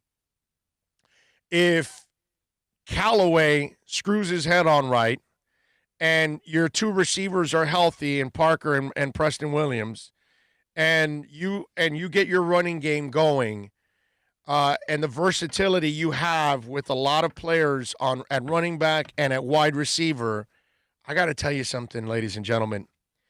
If the offensive line figures it out, it is going to be a lot of fun this year as a Miami Dolphins fan, because that's the key to everything. You know that, and I know that. Everybody knows. I'm not breaking any kind of news here or enlightening most of you on anything like that. But we focus on Malcolm Perry and we focus on Antonio Callaway and is Preston Williams back from his knee, and you hear Chan Gailey talk about how he looks great one day and then the next day he looks a little, fatigued because of the knee and he's coming back from a knee injury. And Devontae Parker, and we talk about Mike Gesicki taking the next step, and all of this is nice. But it's up to those 5 guys up front, man.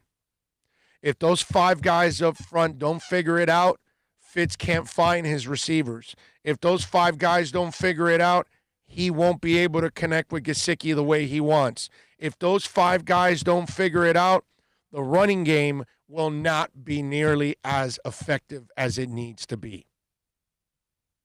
And so all of this is depending on those 5 guys. And they've made a significant, investment in it.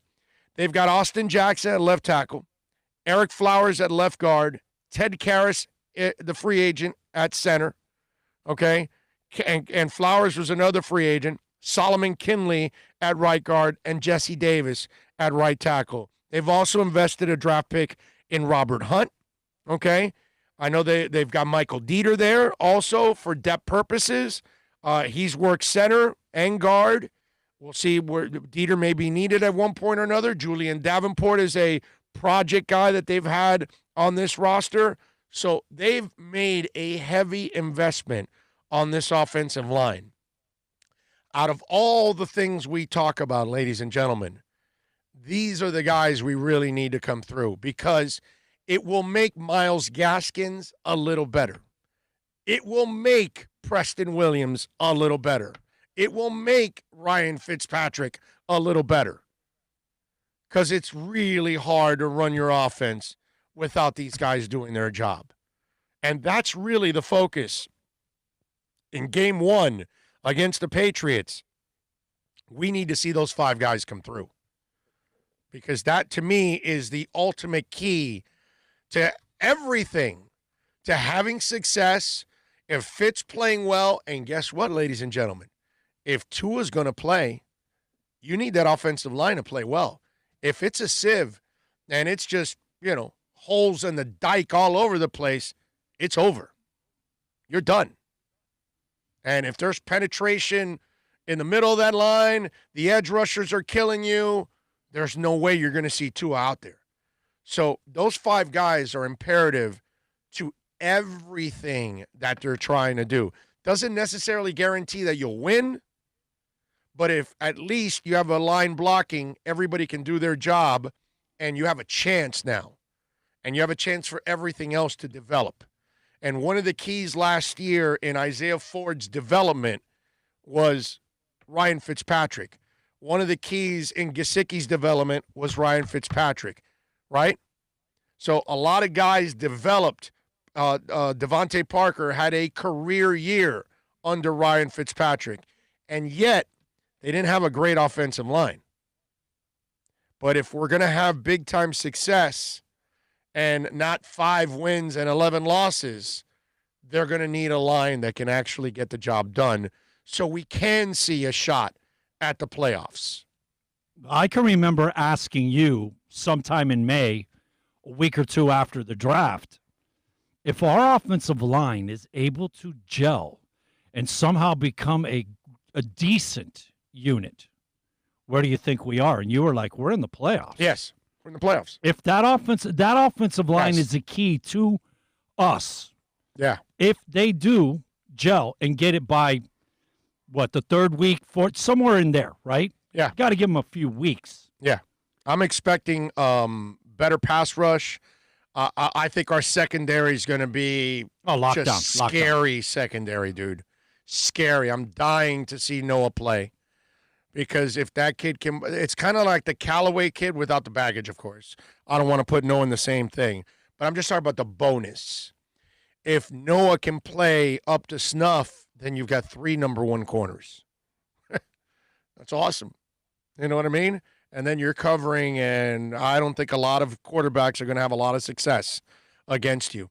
And those corners will help Agba and Lawson and all these cats become better pass rushers. Just like Sam Madison and Pat Surtain helped their front seven, it's the same thing here. And they're kind of, it's funny because sometimes when I read some of the writers or people talking about it, well, I don't know if they're going to have a great pass rush. Well, if you have a great secondary, your pass rush is going to be a little better than even they are. You know what I'm saying? Because they're assisted by something else, And so that's why, to me, it's extremely important, man, that line, falls into place, because it's going to open things up for a lot of people. Hell, the line opens up and they play well and you can run the ball, you're actually going to keep your defense fresh too, which would be really, really nice. Pipe Man Slim says, love the passion, Big O, Miami for life. You know it, baby. Let's see. What else do we have? Amen. Show me the new Dolphin defense. Drone Spy says, I just don't hope Fitz doesn't teach Tua to lower his shoulder like he does. I think Tua, with all his injuries, he's probably going to be the Russell Wilson type. Okay? Slide, avoid, all those kind of things, that kind of stuff. That's what I think he should do. What's it called? Jimmy Garoppolo learned that lesson the hard way. I would play Jimmy Garoppolo's low light for Tua over and over again. Hey, Tua, before we start the meeting, let me run this video of Jimmy Garoppolo for you. This is what not to do. And then that's it. And then he can see Jimmy Garoppolo taking on a block and getting knocked out for the rest of the year with an injury. I think it was a knee injury, if I'm correct. Right? So, yeah, just show him that. That's all you got to do. And you're good. Tua's a smart kid. I think he'll figure that out with a quickness that he's not. The guys are bigger, stronger, and faster here, and they hit harder here at this level. He struggled to stay healthy at the lower level. I think he'll know, Let's see. This Dolphin season is going to be awesome, according to Josh. I'm with you. Let's see. The one thing Fitz does not do is slide. I hope someone teaches Tua how to slide. He knows how to slide. Not very good, but he knows how to slide. Big O, just give us some words of encouragement about the Heat tomorrow. I already did, Polo. You got to listen to the beginning of the show. We opened up with the Heat. You can rewind if you want and check it out. We talked Heat. Polo, if you're, I think you're kind of new to the chat board because I don't remember seeing you. So I don't know how many times. I don't know if you're with us every day or not. But this is not like a regular radio show where they have to repeat subjects over and over again because they get new listeners every 15 minutes. We may be getting new listeners every few minutes here, but we podcast everything, and everything's on YouTube, so you can rewind. So we do it one time, we go over it, and we move on. So it's all good. George says, I wasn't criticizing about the diet thing, Big O. Just love you, bro, and want you around for a long time. I appreciate it, George. It's all good, bro. I know bro, I've had fat issues for a long time, my man. I'm not that, I don't dance around anything, man, whether it's me or somebody else. You know what I mean? I address whatever I do, right or wrong. I address it, and I'm more than honest about it. I am not shy about my weight issues. Never have been, never will be, my brother. So it's all good, Got a break? Yes, it's 1:30. Bottom of the hour. Let's take a quick break. We got a couple of other things that I want to talk about football-wise going on that I want to share with you guys. What else do we have? A little music, too. Always got to have a little music involved in there. Before we break, I do want to say thoughts and prayers to the Brock family. As we found out over the weekend, Lou Brock passed away at the age of 81. 938 stolen bases, second all-time to Ricky Henderson. We go out on a break with a moment of silence on the honor of Lou Brock.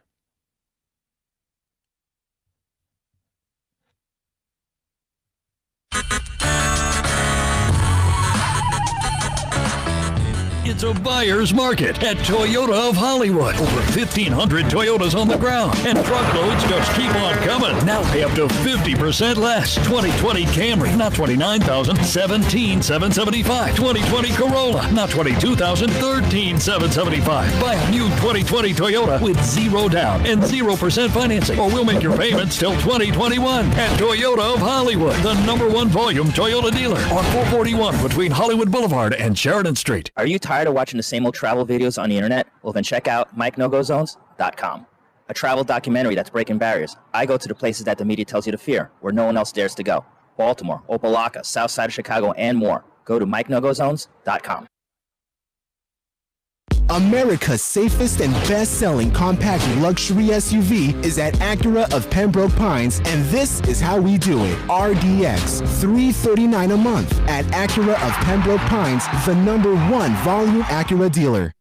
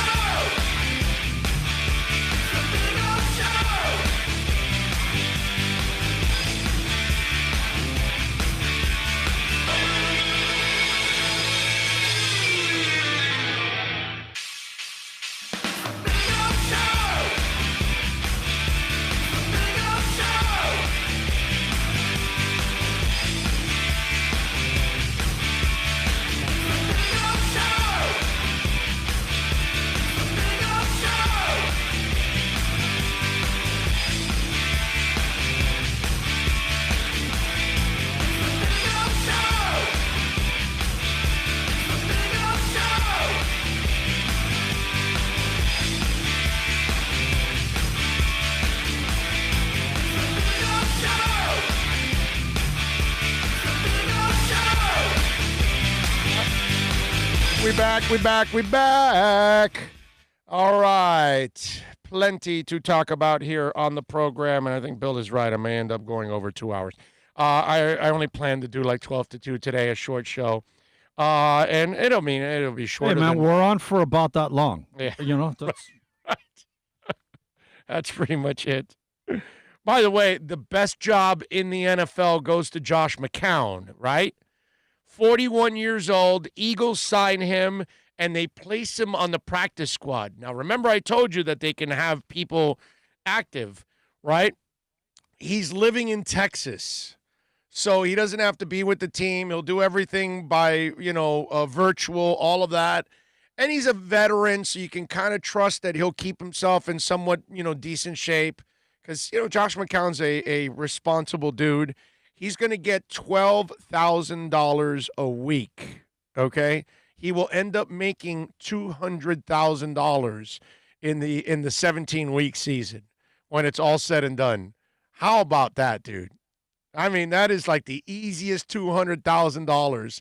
And listen, when you're the Eagles and you look at the Eagles roster, first of all, you're led by a kid. I love Carson Wentz. I'm a Carson Wentz fan, but I can't deny, right? I can't deny I deal with my fatness all the time, right? I can't deny that this kid deals with injuries all the time. So they kept Wentz, Jalen Hurts, and Nate Sudfeld. So they kept 3 guys. So they will have their 3 guys week in and week out. McCown becomes their 4th guy, and he's on the practice squad just in case they need a veteran.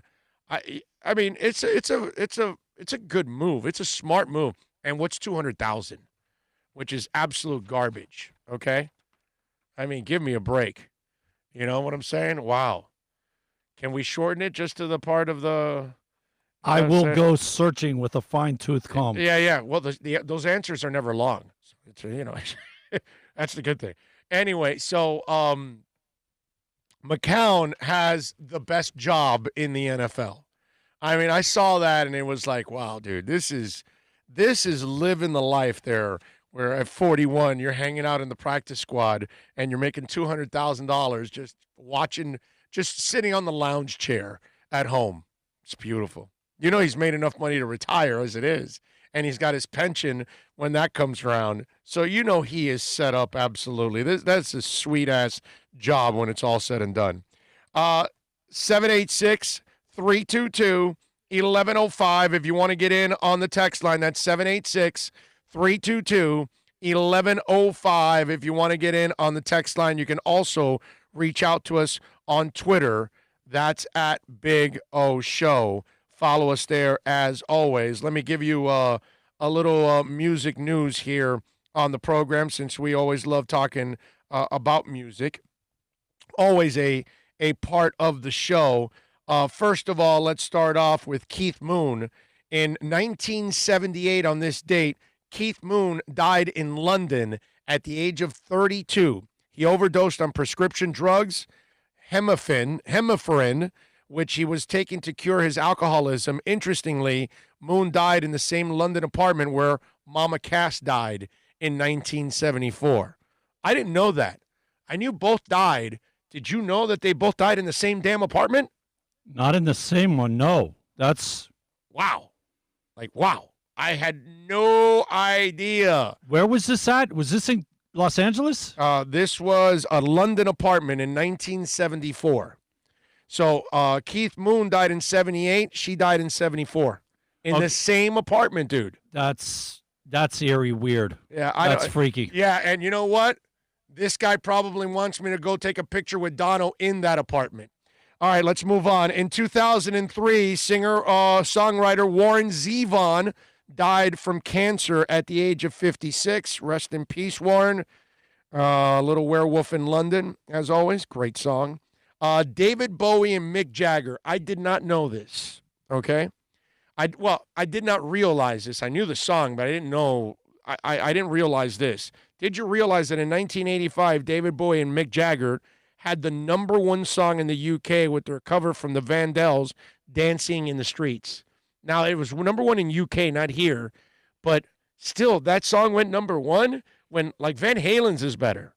Yes, but it's like, it's the English boys, you know? I get it. Yeah, you're probably right. Yeah. And you know what? MTV, man, if you remember, that video was on all the time, them dancing around with the background, that horrible background thing. Yeah. You know, it was bad. Yeah, no, you're right. Can't disagree with that. 1985, John Parr. Do you know who John Parr is? Yes. Go ahead. St. Elmo's Fire. There you go. Started a 2-week run at #1 on the U.S. singles charts. Chingles, I was going to say, Chingles. U.S. singles charts with St. Elmo's Fire, taken from the film of the same name, a #6 hit in the UK. 1997, Fleetwood Mac on this date went to #1 on the U.S. album charts with The Dance. The album went on to sell over 5 million copies in the U.S. alone and spawned 3 singles in the U.S. Landslide, The Chain, and Silver Springs. Earned the band 3 Grammy nominations in 1998. In 2007, on this date, a new study revealed that rock stars were twice as likely to die early as the rest of us. Researchers said that the problem was so bad, the industry should be labeled a high-risk profession. Which, of course, it's true because, you know, rock stars are partying all the time, right? So, yeah, I can see where it's a dangerous profession. The Chainsmokers. What is it about it? When you become a rock star, you have to, like, tear down hotels. You got to get drunk. You got to get stoned out of your mind. You got to damage stuff. You got to crash cars. You got to marry 8 times. You got to have 14 kids in 14 different cities. Is that what it is? It's like it's a requirement. When you have money and you have time on your hands, the devil's work, idle hands, right? Yeah. And it's a lethal combination if you're not a controlled person. You will go off, as we've seen, many of them off the deep end. Yeah, I'm with you. The Chainsmokers, on this date back in 2016, American singer Halsey and the Chainsmokers were at number 1 on the U.S. singles charts with Closer. The song stayed at the top of the charts for 12 consecutive weeks and topped the charts in more than 10 countries. The song went on to become the first song to spend 26 weeks in the top 5 of the Billboard Hot 100 charts. It also became only the second song in history of the Hot 100 to spend 32 weeks in the top 10 of the charts. Chainsmokers are pretty cool. I like them. Let's see, birthdays today. We start off in 1936 on this date. Buddy Holly, the singer from the Crickets, was born. Unfortunately, the Big Bopper and Richie Valens were killed in a plane crash on February 3rd of 1959. In 1947, I Will Survive. That is Gloria Gaynor, American singer, best known for I Will Survive and Never Can Say Goodbye. Born on this date back in 1947. In 1948, Dennis Thompson, drummer from the American rock band MC5. Kick out the jams, mother effers! Anyway, he was born on this date back in 1948. Happy birthday to Dennis. In 1951, the sultry, the talented, the incredible voice of Chrissie Hynde was born on this date, known as the founding member of the Pretenders. 1957 on this date.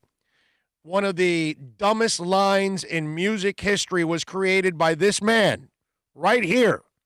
Jermaine Stewart was born on this date back in 1957. He had a song back in the day that would say, "We don't have to take our clothes off to have a good time." Now, I got to tell you something. I only know of a good time when you take off your clothes. So I don't know who Jermaine Stewart's hanging out with, but, now he's not hanging out with anybody because, unfortunately, he died in 1997. Unfortunately, that C word, that damn cancer. He was trying to get radio play on Christian radio stations. It must be. I mean, we don't have to take our clothes off to have a good time. Come on, bro. You were singing with Shalimar that the second time around is good. I mean, come on. Dancing in the Sheets. You were singing that when you were with Shalimar, Jermaine. How can you tell me if you're dancing in the sheets, you're going to have fun without your clothes off? Yeah, but then you accept John Lithgow in Footloose, okay? Remember that when that's playing? Yes. One more birthday today, and rest in peace. Eric Lynn Wright was born on this date in Compton, California in 1964. You know him, and I know him as Eazy-E. Rest in peace, Eazy-E. Unfortunately, he died March 26th of 1995. That is what we got going on in music today. All right? 786-322-1105. If you want to get in on the text line, that's 786-322-1105. So Manny then sends me a text about loves the show and wants a picture. Should I block him on the text line too? Let's see. The feel. Let me see. It seems like Rosen isn't really interested in football. I personally think he asked to be benched and wanted to be placed on the practice squad. Nah, I don't think that's the case. Either you like football or you don't. It doesn't really matter. Let's see. What else do we have here? Let's see. Dolphin Jeff says, I didn't know you were on today from Long Island. I am happy. FYI, I'm happy with Rosen being cut. Look, there's one guy that wasn't a Rosen fan. Okay, so there you go. If you want to chime in on the text line, 786-322-1105, you can chime in on the YouTube chat board, on the Super Chat. Many different ways to reach out to us here on the program. We always appreciate it. The head coach of the Miami Dolphins, Brian Flores, addressed the media today. Let's go over his press conference. All right, Bill, are you ready to fire that off? We'll do it there. Matthew Walker says, block Manny. Oh, now he's just being purposely stupid. Right. No, I'm with you. And he sent it. Well, he sent. You know what? He might have sent this. Let's see. Look, he has a collage of all the sports people on his living room wall, and in the middle he said is a picture of Big O. He said it's missing. It's missing. He wants the Big O on his wall. He already has a picture of me. Well, then I don't know why he's not dancing in front of Debbie Gibson, you know. He asked me once, because this is his thing. This was obviously pre-COVID. So he goes, hey, can you do me a favor? Take a picture with Joe Rosen and Zach Krantz. So I went, so I was finishing my show, and then I was coming on after Joe. Joe was finishing his show. So I said, hey, Joe, somebody asked me for a picture. Can I take a picture with you and Zach? They want a picture of all three of us. And he goes, sure. So we took the picture, and I sent it to him. He's got a picture of me already. Bro, he goes to Hialeah Park. I know who this guy, even I know who this person is. And he's taking pictures of me at Hialeah Park. He is that guy in the movie Ted. I mean, he really is. Like, I'm willing to bet that he can't wait to get Debbie Gibson going and start dancing. And it's, come on, bro. Like, he's got the picture. I'm ugly as hell. What the hell you want a picture of me for, bro? Give me a break. I'm going to scare everybody in your damn house. You already got one picture of me. What more do you want? Who the hell wants a picture of me? You know what he wants? He wants the rag that you use to wipe the sweat of your brow off of. I'll tell you, man. It's just one of those things, like, it's like, really, bro? Me? Like, I get it if I'm David Beckham and you want a picture of David Beckham, and okay, he's a good-looking dude.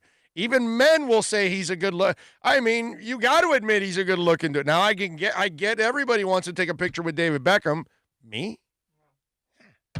Who the hell wants a picture of me, bro? My wife doesn't want a picture of me. My daughter doesn't want a picture of me. My dogs don't want a picture of me. They'll probably eat it and then crap it out. I mean, come on. Seriously. If you want to do Flores, let's do it. He's ready, willing, and able. Let's not get personal now. All right, let's go. Let's play the Brian Flores press conference. Let's hear from Brian Flores. He has your poster over his bed. All right, go ahead. Fire Brian Flores. That is too funny. Super Boom Shack. That was good. Good morning, Brian. Morning. How much better do you expect your defense to be Sunday than it was a year ago at this time in your first game as an NFL head coach? We're not really worried about what happened last year. I think the guys are really focused on this particular week. I think, they worked hard over the course of training camp. And we're just going to try to put our best foot forward and try to play a good 60-minute ball game against a good opponent. Cam Wolf. Good morning, Flo. It's game week. I wanted to see if you could let us know who your starting quarterback yet is. Yeah, I mean, this isn't groundbreaking news. I think Shocker! This is going to be the starter, in a year like this with limited, no OTAs, no mini camp, limited, training camp. Common sense. Modified training camp. We just felt like that was the best decision for the team. He's done a good job through the course of training camp, and he'll be out there. You're a smart man, Flo. All right, guys, you want to use the hand? There we go. Cam? Nobody else wants to talk this morning. I wanted to ask, I guess we saw you guys obviously made your roster cuts. How do you plan to use those 2 practice squad spots? I know that this year there's the rule change where you can use those 2 practice squad spots to have guys active. Have you guys started to have discussions on how that will be used? Can you tell us that Jake Ruddick will be there? In place, with the new CBA, it's something we talked about, as a staff, myself, Chris, Brandon, Marvin, and the coaching staff. And it's an interesting, that flex, being able to flex up a practice squad player. It's something that, I think, a number of teams are going to use. We talked about it. We may use it as well. So we've had discussions. It was really case by case and week by week. And, a lot of it depends on the game plan. So we'll try to, without giving too much away here, we'll use it when we need it. And if we don't, we won't use it. Jake Roddick will be on that. Hi, Brian. Just wanted to ask you about what appealed to you about Lynn's skill set in the trade with the Raiders and just the possibilities you have now with two exciting former college quarterbacks who can do a lot of things. Does that intrigue you, having two of those types of players? Well, I mean, it's two young players that have a lot to learn. Haven't played in the National Football League, don't know the speed of the game. They've got a long way to go. I'm excited about both Lynn and Malcolm from a talent standpoint. They're tough, they're competitive guys. It's important to them. As far as Lynn, obviously we did a lot of work on him pre-draft, and when the trade was an option here, we did a lot more work. So we're excited about having him join our team, and once he gets here, I mean, there's a lot that he's going to have to. He's not going to just jump out there and start playing. He's got to learn to how we do things around here. It's obviously a new environment. He doesn't know where our facility is. He's not going to know where the meeting rooms are, the training room, the weight room. So he's got a lot to learn in a little bit of time. He's excited. We're excited to have him. We're excited to have Malcolm also, and a lot of guys in this rookie class. So we look forward to working with all the young guys and really everyone on this team. And hopefully, but this week obviously we're locked in on the Patriots. We're trying to have a laser focus on that. But at the same time, getting guys acclimated and trying to develop them is always at the forefront. Kick that Patriot ass. Hey, Flo. With a few defensive players who were here last year, this past week, a lot of them, talked about Kyle Van Noy and just having him around and the familiarity with you and terminology, personnel, et cetera. Just have you been able to see that in camp and just heading into week one, the importance of having Kyle here early on? Yeah, obviously we're excited about Kyle. We're excited about a lot of guys on the team, offense, defense, and special teams. I think Kyle's history with me and history with the defense has been helpful. I think I would say in a lot of ways because he and I have been together so long. It's good for other guys to hear that I haven't changed. I coach guys hard. I'm demanding.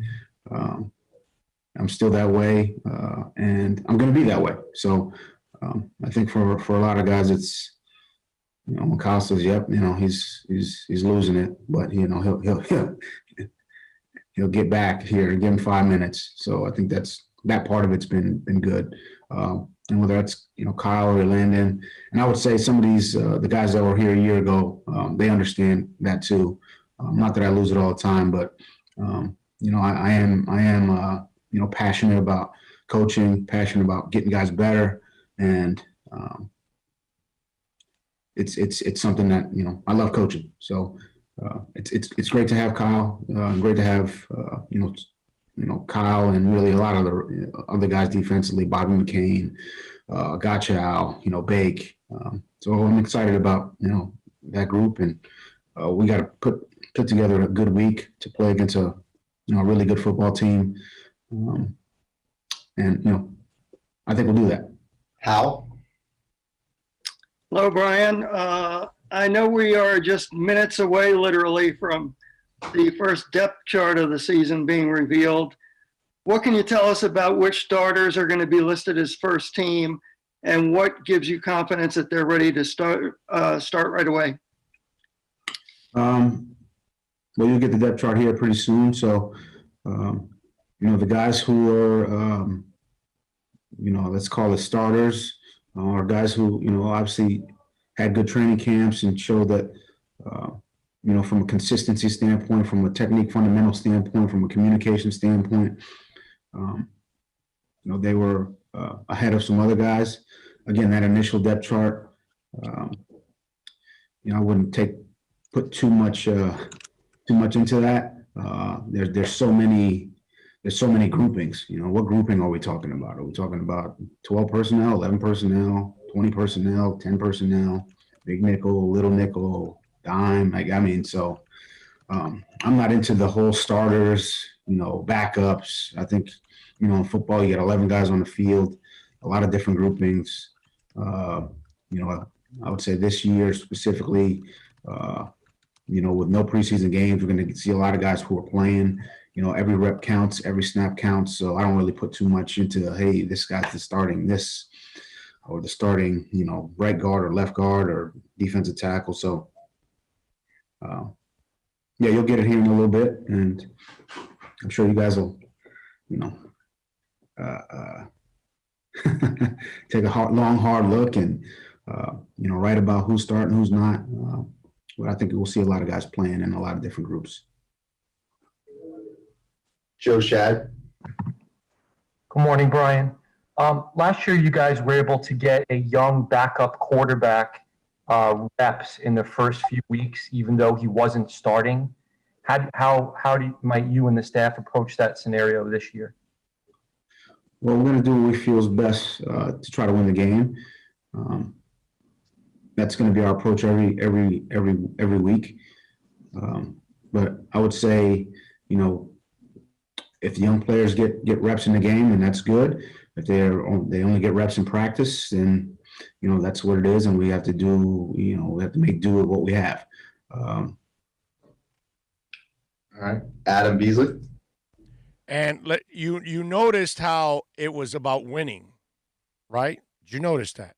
And remember I told you earlier that in a twisted way, for those of you that are dying to see Tua, you actually need Miami to lose. Because if Fitzpatrick is winning, remember, they're not tanking here. I tried to explain that to the ignorance last year that they were tanking. No, they're not, dude. They're trying to win with young people. And that's why they got better. And when he struggled early, they put Rosen in. Rosen couldn't get it done. And if Rosen would have gotten it done and was winning, Fitz would have never gotten his job back. Bet your ass on that. And Rosen would be your starter right now. But he didn't. He didn't show him enough. They benched him again. They gave Fitz a second opportunity, and then the team took off. And that's where they kept the guy there, and that's what's going to happen again this year. So, that's where Shad was asking about, you were able to get a young quarterback in last year. Again, what was happening? Fitz was struggling. They were losing. They weren't playing well. So you literally have to hope that Fitz absolutely sucks in order for Tua to play. But if they're winning, Tua has no shot at playing. And he kind of told you that right there. Go ahead. Continue with the flow. So I wanted to ask you about the readiness of Xavier Howard to go into a game. We heard from him over the weekend. He's obviously making progress. Where would you say he's at right now? I would say, I'll echo his words. He's making progress. Look, Xavier's health is very important to me. And I know everyone's excited about game one, but we got to take let's call it you got to look long term as far as the overall 16-game season. And, that's, with Xavier, but that's what, everyone. So, that's the approach we'll take. We're not going to rush anyone. But if a guy's ready, we'll let him, he'll be out there. So, Steve Wan. And listen, when you talk about X, we kind of talked about this already in the past. Because people are kind of overreacting about X. The guy had COVID. He's coming back from a knee injury. They're not in a hurry. Remember, this is not a Super Bowl caliber team that, oh, this is our year and we got to get X out on the field because we need to win every game possible to get it. That's not the point. You want to develop people. You want to play a player when he's ready to go. To me, I get the feeling that they're downplaying X a little bit, and he's pretty close to ready. And X talked about this the other day. He loved how everything was paced out, and Miami was not in a hurry to get him back on the field, and that's why they drafted Noah, and that's why they're developing Needham, and that's why you have depth now at that spot, right? Bobby McCain can slide over from safety to corner if you need him. So it's all really about when X is ready. I would not be surprised if he's playing this weekend against the Patriots. I really wouldn't. I think it's very possible that he plays against the Patriots. I think they've been coy about all of this, and I think X was kind of honest to a certain extent about where he was at and the process of all of this. And listen, right now, as long as conditioning is there, then I would play X. But I would not worry about it unless X has another setback on or off the field. Then I would worry. Bill, please. Patriots, Brian, how different is it to prepare for a Patriots team that does not have Tom Brady at quarterback? Well, I mean, they still have a lot of talented players. I mean, they're well coached, they're tough, they're physical. Playing on the road is always hard. I know there's no fans, but playing on the road is a tough thing. But look, they still have a talented roster. Cam Newton's a former MVP. Former number 1 overall pick. Talk it up. Julian Edelman's a great player. They got good backs. They got good offensive linemen defensively. They got the defensive player of the year and Gilmore and, J.C. Jackson and Devin McCourty. I mean, this is – talk it up. I know we're all saying it's a very different team. It is in some respects, but they're still very talented and they're still well coached. So this will be a tough test for us. We've got to have a good week of practice, good week of preparation, and go up there and try to play a tough, smart football game. Now, I love how he talks him up, right? Oh, and it's always tough to go play on the road. Dude, you went last year, week 17, packed stadium. They needed that win for a bye week, and you beat their ass. Yeah, whatever. You downplay all you want, all right, or talk it up all you want, Flo. You're ready, baby. You're ready. Take them clowns down this weekend. Go ahead. All right, we got time for one more. We'll go to Cam Wolf. Uno más. Hey, Flo, have you guys named captains for this season yet? And can you tell us those? If so. Yeah. Yes, we named captains the other day. Players voted 2 on special teams, Clayton Fedulum and Kayvon Frazier, 3 on offense, Fitz, Ryan Fitzpatrick, Ted Karras, and Jesse Davis, and 3 on defense, Bobby McCain, Kyle Van Noy, and Landon Roberts. There you go. And we already broke down, we got a segment there talking about the captains, so you can fish for it there on the program. And we give you, of course, there Brian Flores. I can't wait. That would be segment number 5 today. There you go. And it's already up. It's already up. That's what she said. So there you go. Boys are getting ready for the New England Patriots. We do have some breaking news in the NFL. Oregon offensive tackle Penei Sewell has declared for the NFL draft. I mean, dude, early September and players are declaring for the draft. The Pac-12 is out and all that, so he figures I might as well declare now. The Pac-12 is not going to change their mind, all that stuff. So he's out. This is considered, if not the number 1, number 2, number 3 tackle in this draft. Okay? Penei is a monster, bro. Now there's the Dylan, Raduns kid from North Dakota State. Sam Cosmi also from Texas. Walker Little is another guy from Stanford.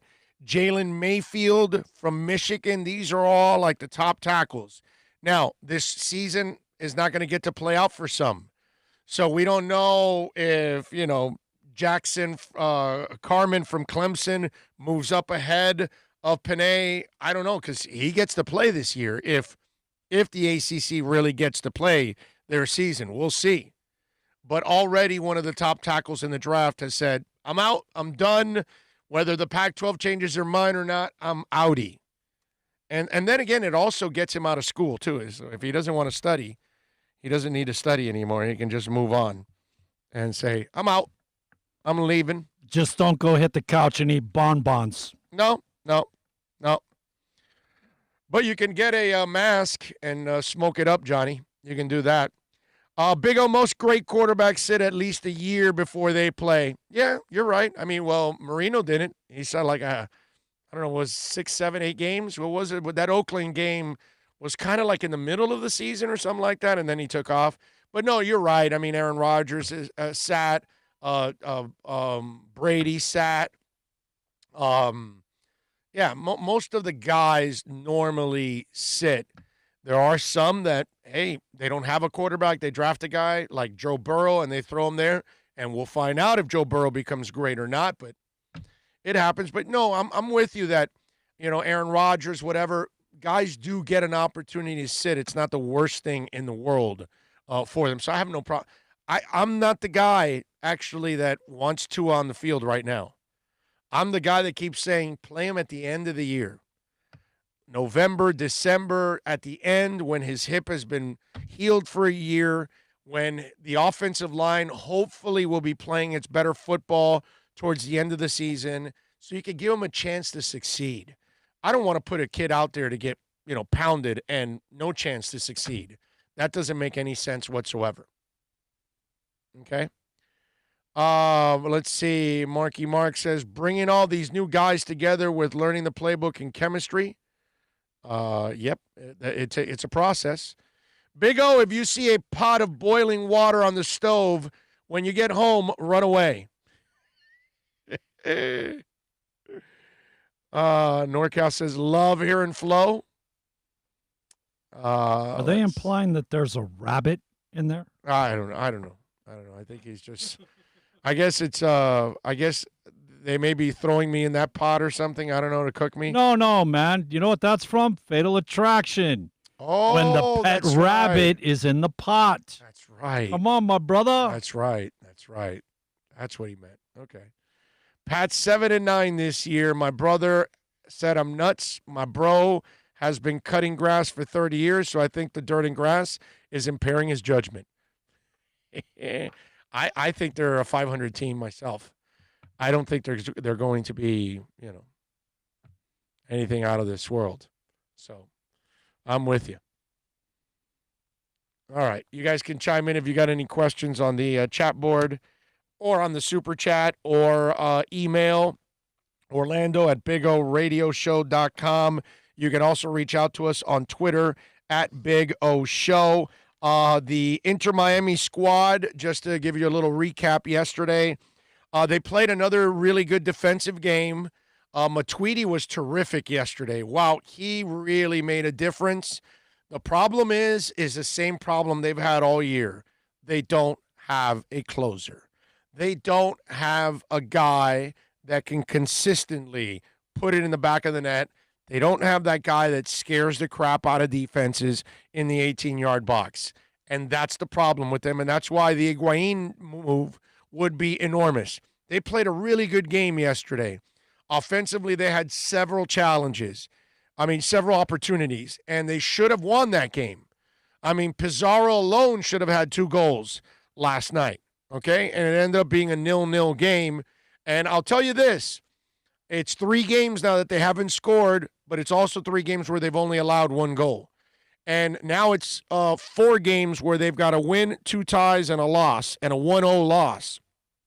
So progress has been made. The question is, can they get the Higuain deal done? That's one. If they don't, who the hell on that team is going to say, I'm the guy? Okay? Carranza wasn't even there to do anything. Pizarro has had every opportunity in the book. Guys have had Matias wasn't even on the pitch, on the bench, out of the mix. And that's been, we talked about this on the postgame show, that Carranza is super young, Matias is super young, and Robbie Robertson, and I agree with Dono. Dono said this in the postgame show yesterday. They should start him on Wednesday. I think Robbie should start. Robbie had a couple of opportunities, and he got in late in the game as a replacement. I would like to see him start, but that's the problem also with Inter. Their 3 young strikers are young. That's the problem. Robbie's fresh out of college, and Matias and Carranza are, babies. So all 3 have to learn at this level, and it's not easy for them. It's going to take them some time. And so that's why they've been hooked with all of the Cavani's of the world and Higuain now, and it was what's it called, the ear biter, damn it, now I'm forgetting it. Suarez, was part of it. I mean, they've been hooked to some kind of experienced number 9. And I think the idea is to bring that number 9 in so the 3 young guys learn from them. So Miami has invested in 3 young guys that they feel are going to, Matias and Carranza are expected to develop down the line and become really good players in this league, but they're babies. And Robbie Robinson, I got to tell you, I've loved everything I've seen from that kid.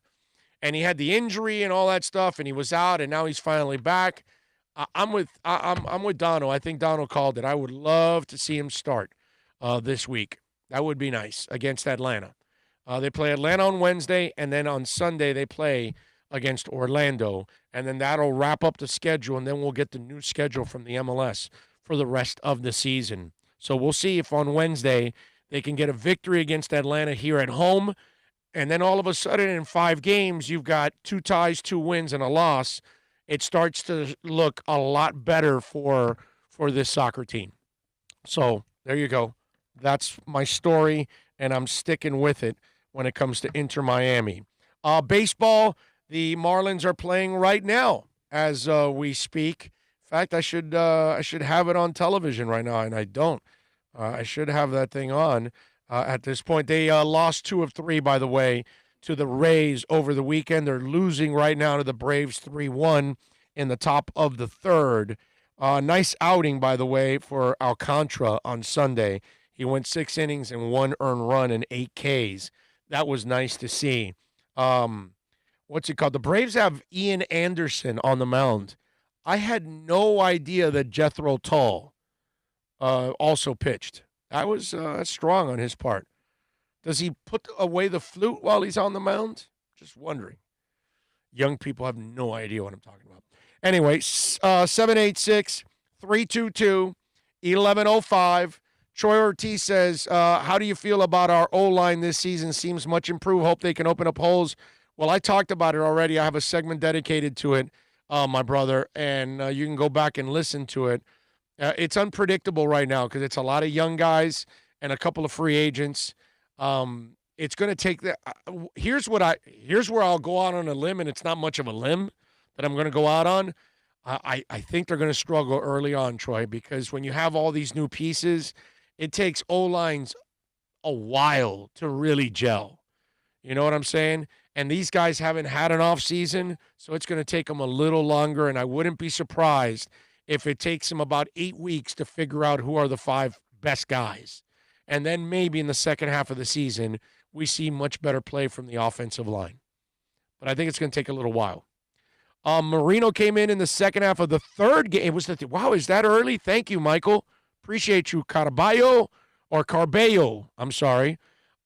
He came in the second half of the 3rd game of the 83 season. Finns were down by 28. He almost brought them back, started the next 4 games of the season. I thought it was a little deeper in the season than the 3rd game. Nice job by you. Thank you. It's hard to remember everything. Let's see what else. What other questions do you guys have for me here? Oh, do you know who Ian Anderson's son-in-law is?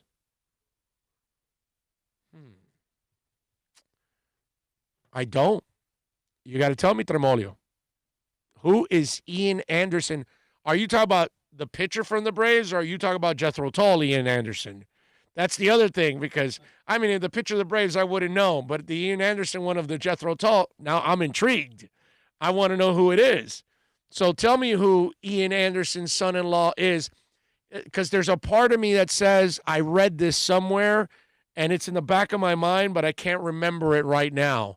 But I somehow I remember reading an article somewhere that this person is associated with Ian Anderson. I forgot who the hell it is.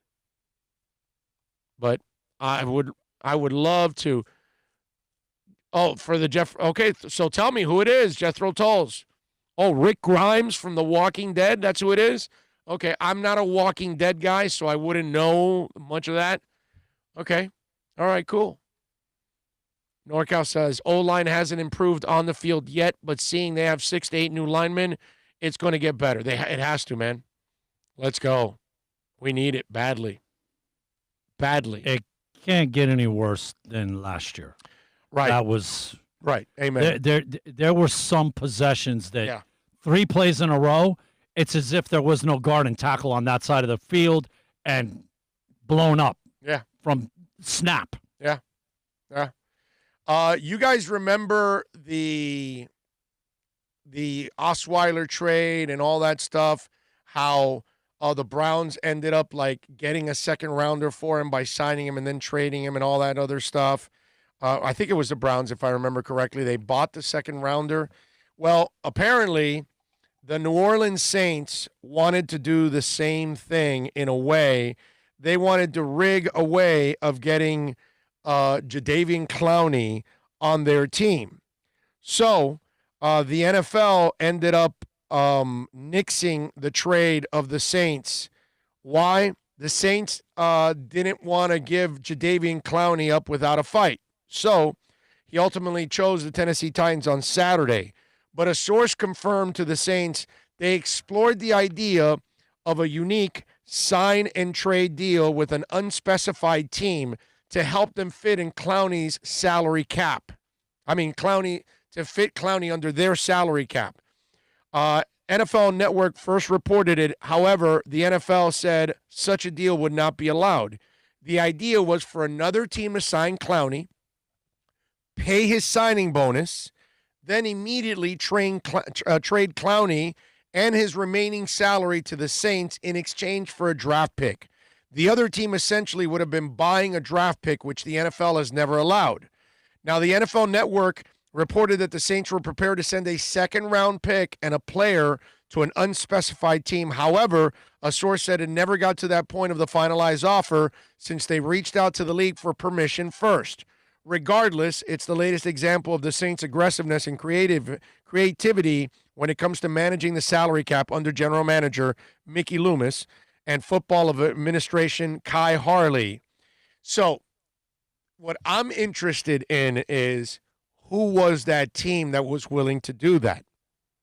Now, the Dolphins wanted to sign Clowney, but could it have been the Dolphins that were the ones that were in line to get a second-round pick and a player? And why do I mention that?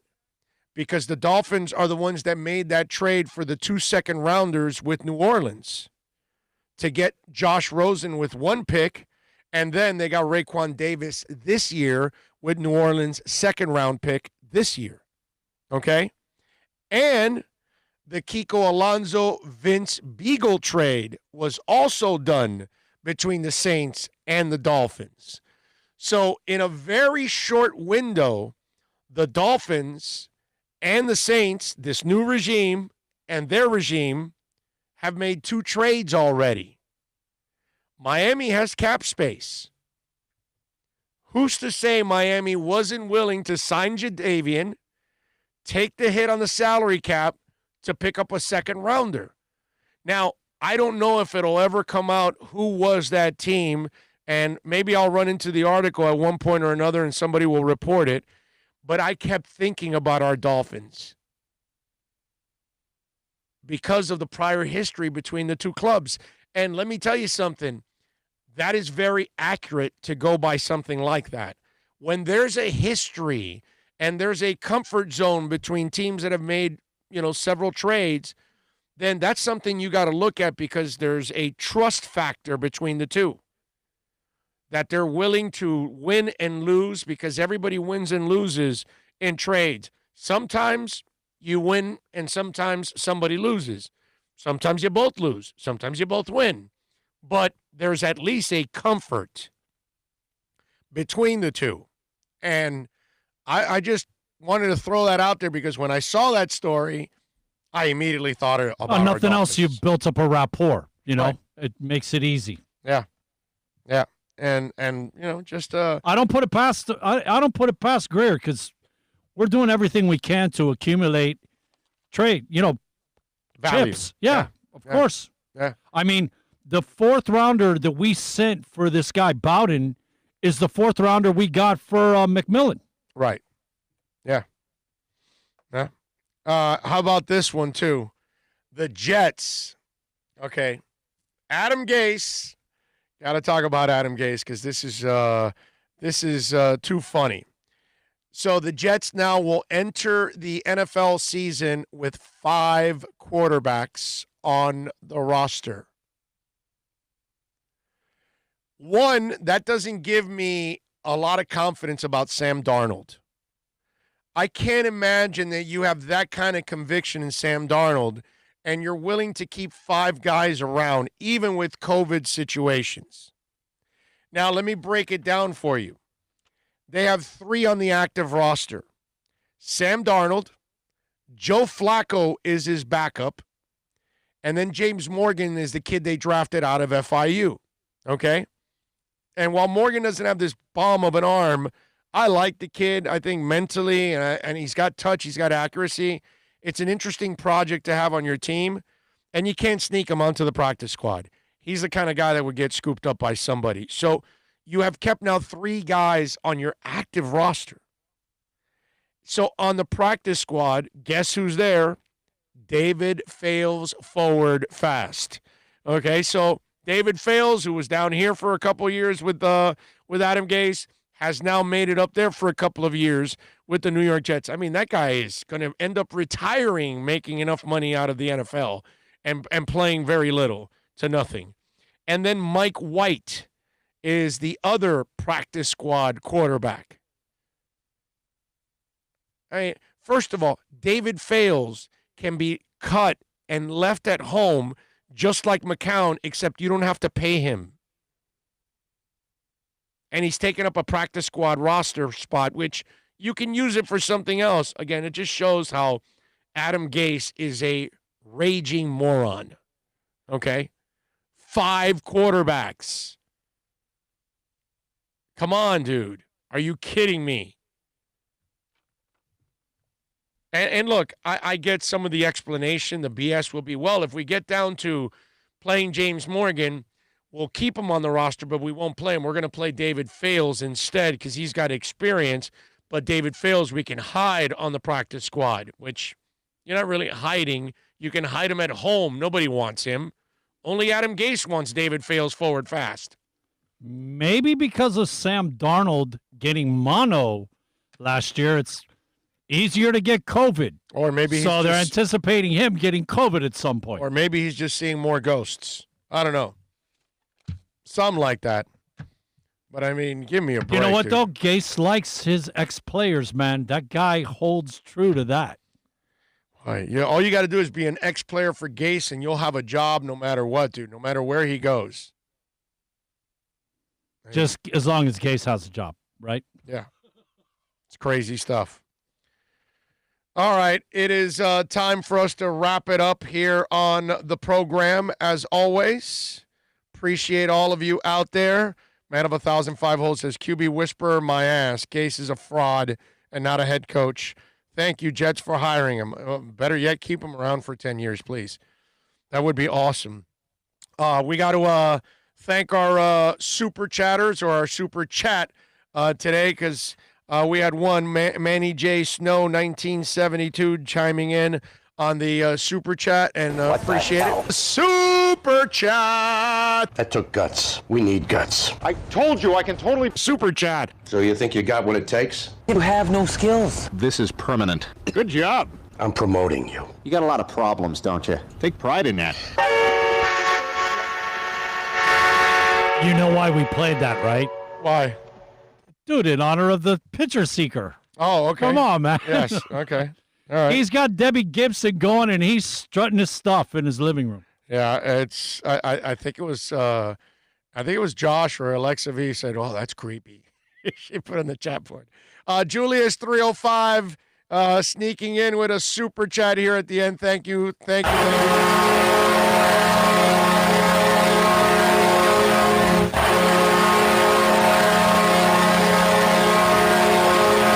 NorCal says Sam Darnold now seeing the ghost of fails. That is awesome. That is great. We thank all of you out there, as always, for watching, for downloading the show, for chatting, super chatting, email, text, however it is you do it. Drew Boo, by the way, chimes in with a super chat. Thank you, Drew Boo. I appreciate you.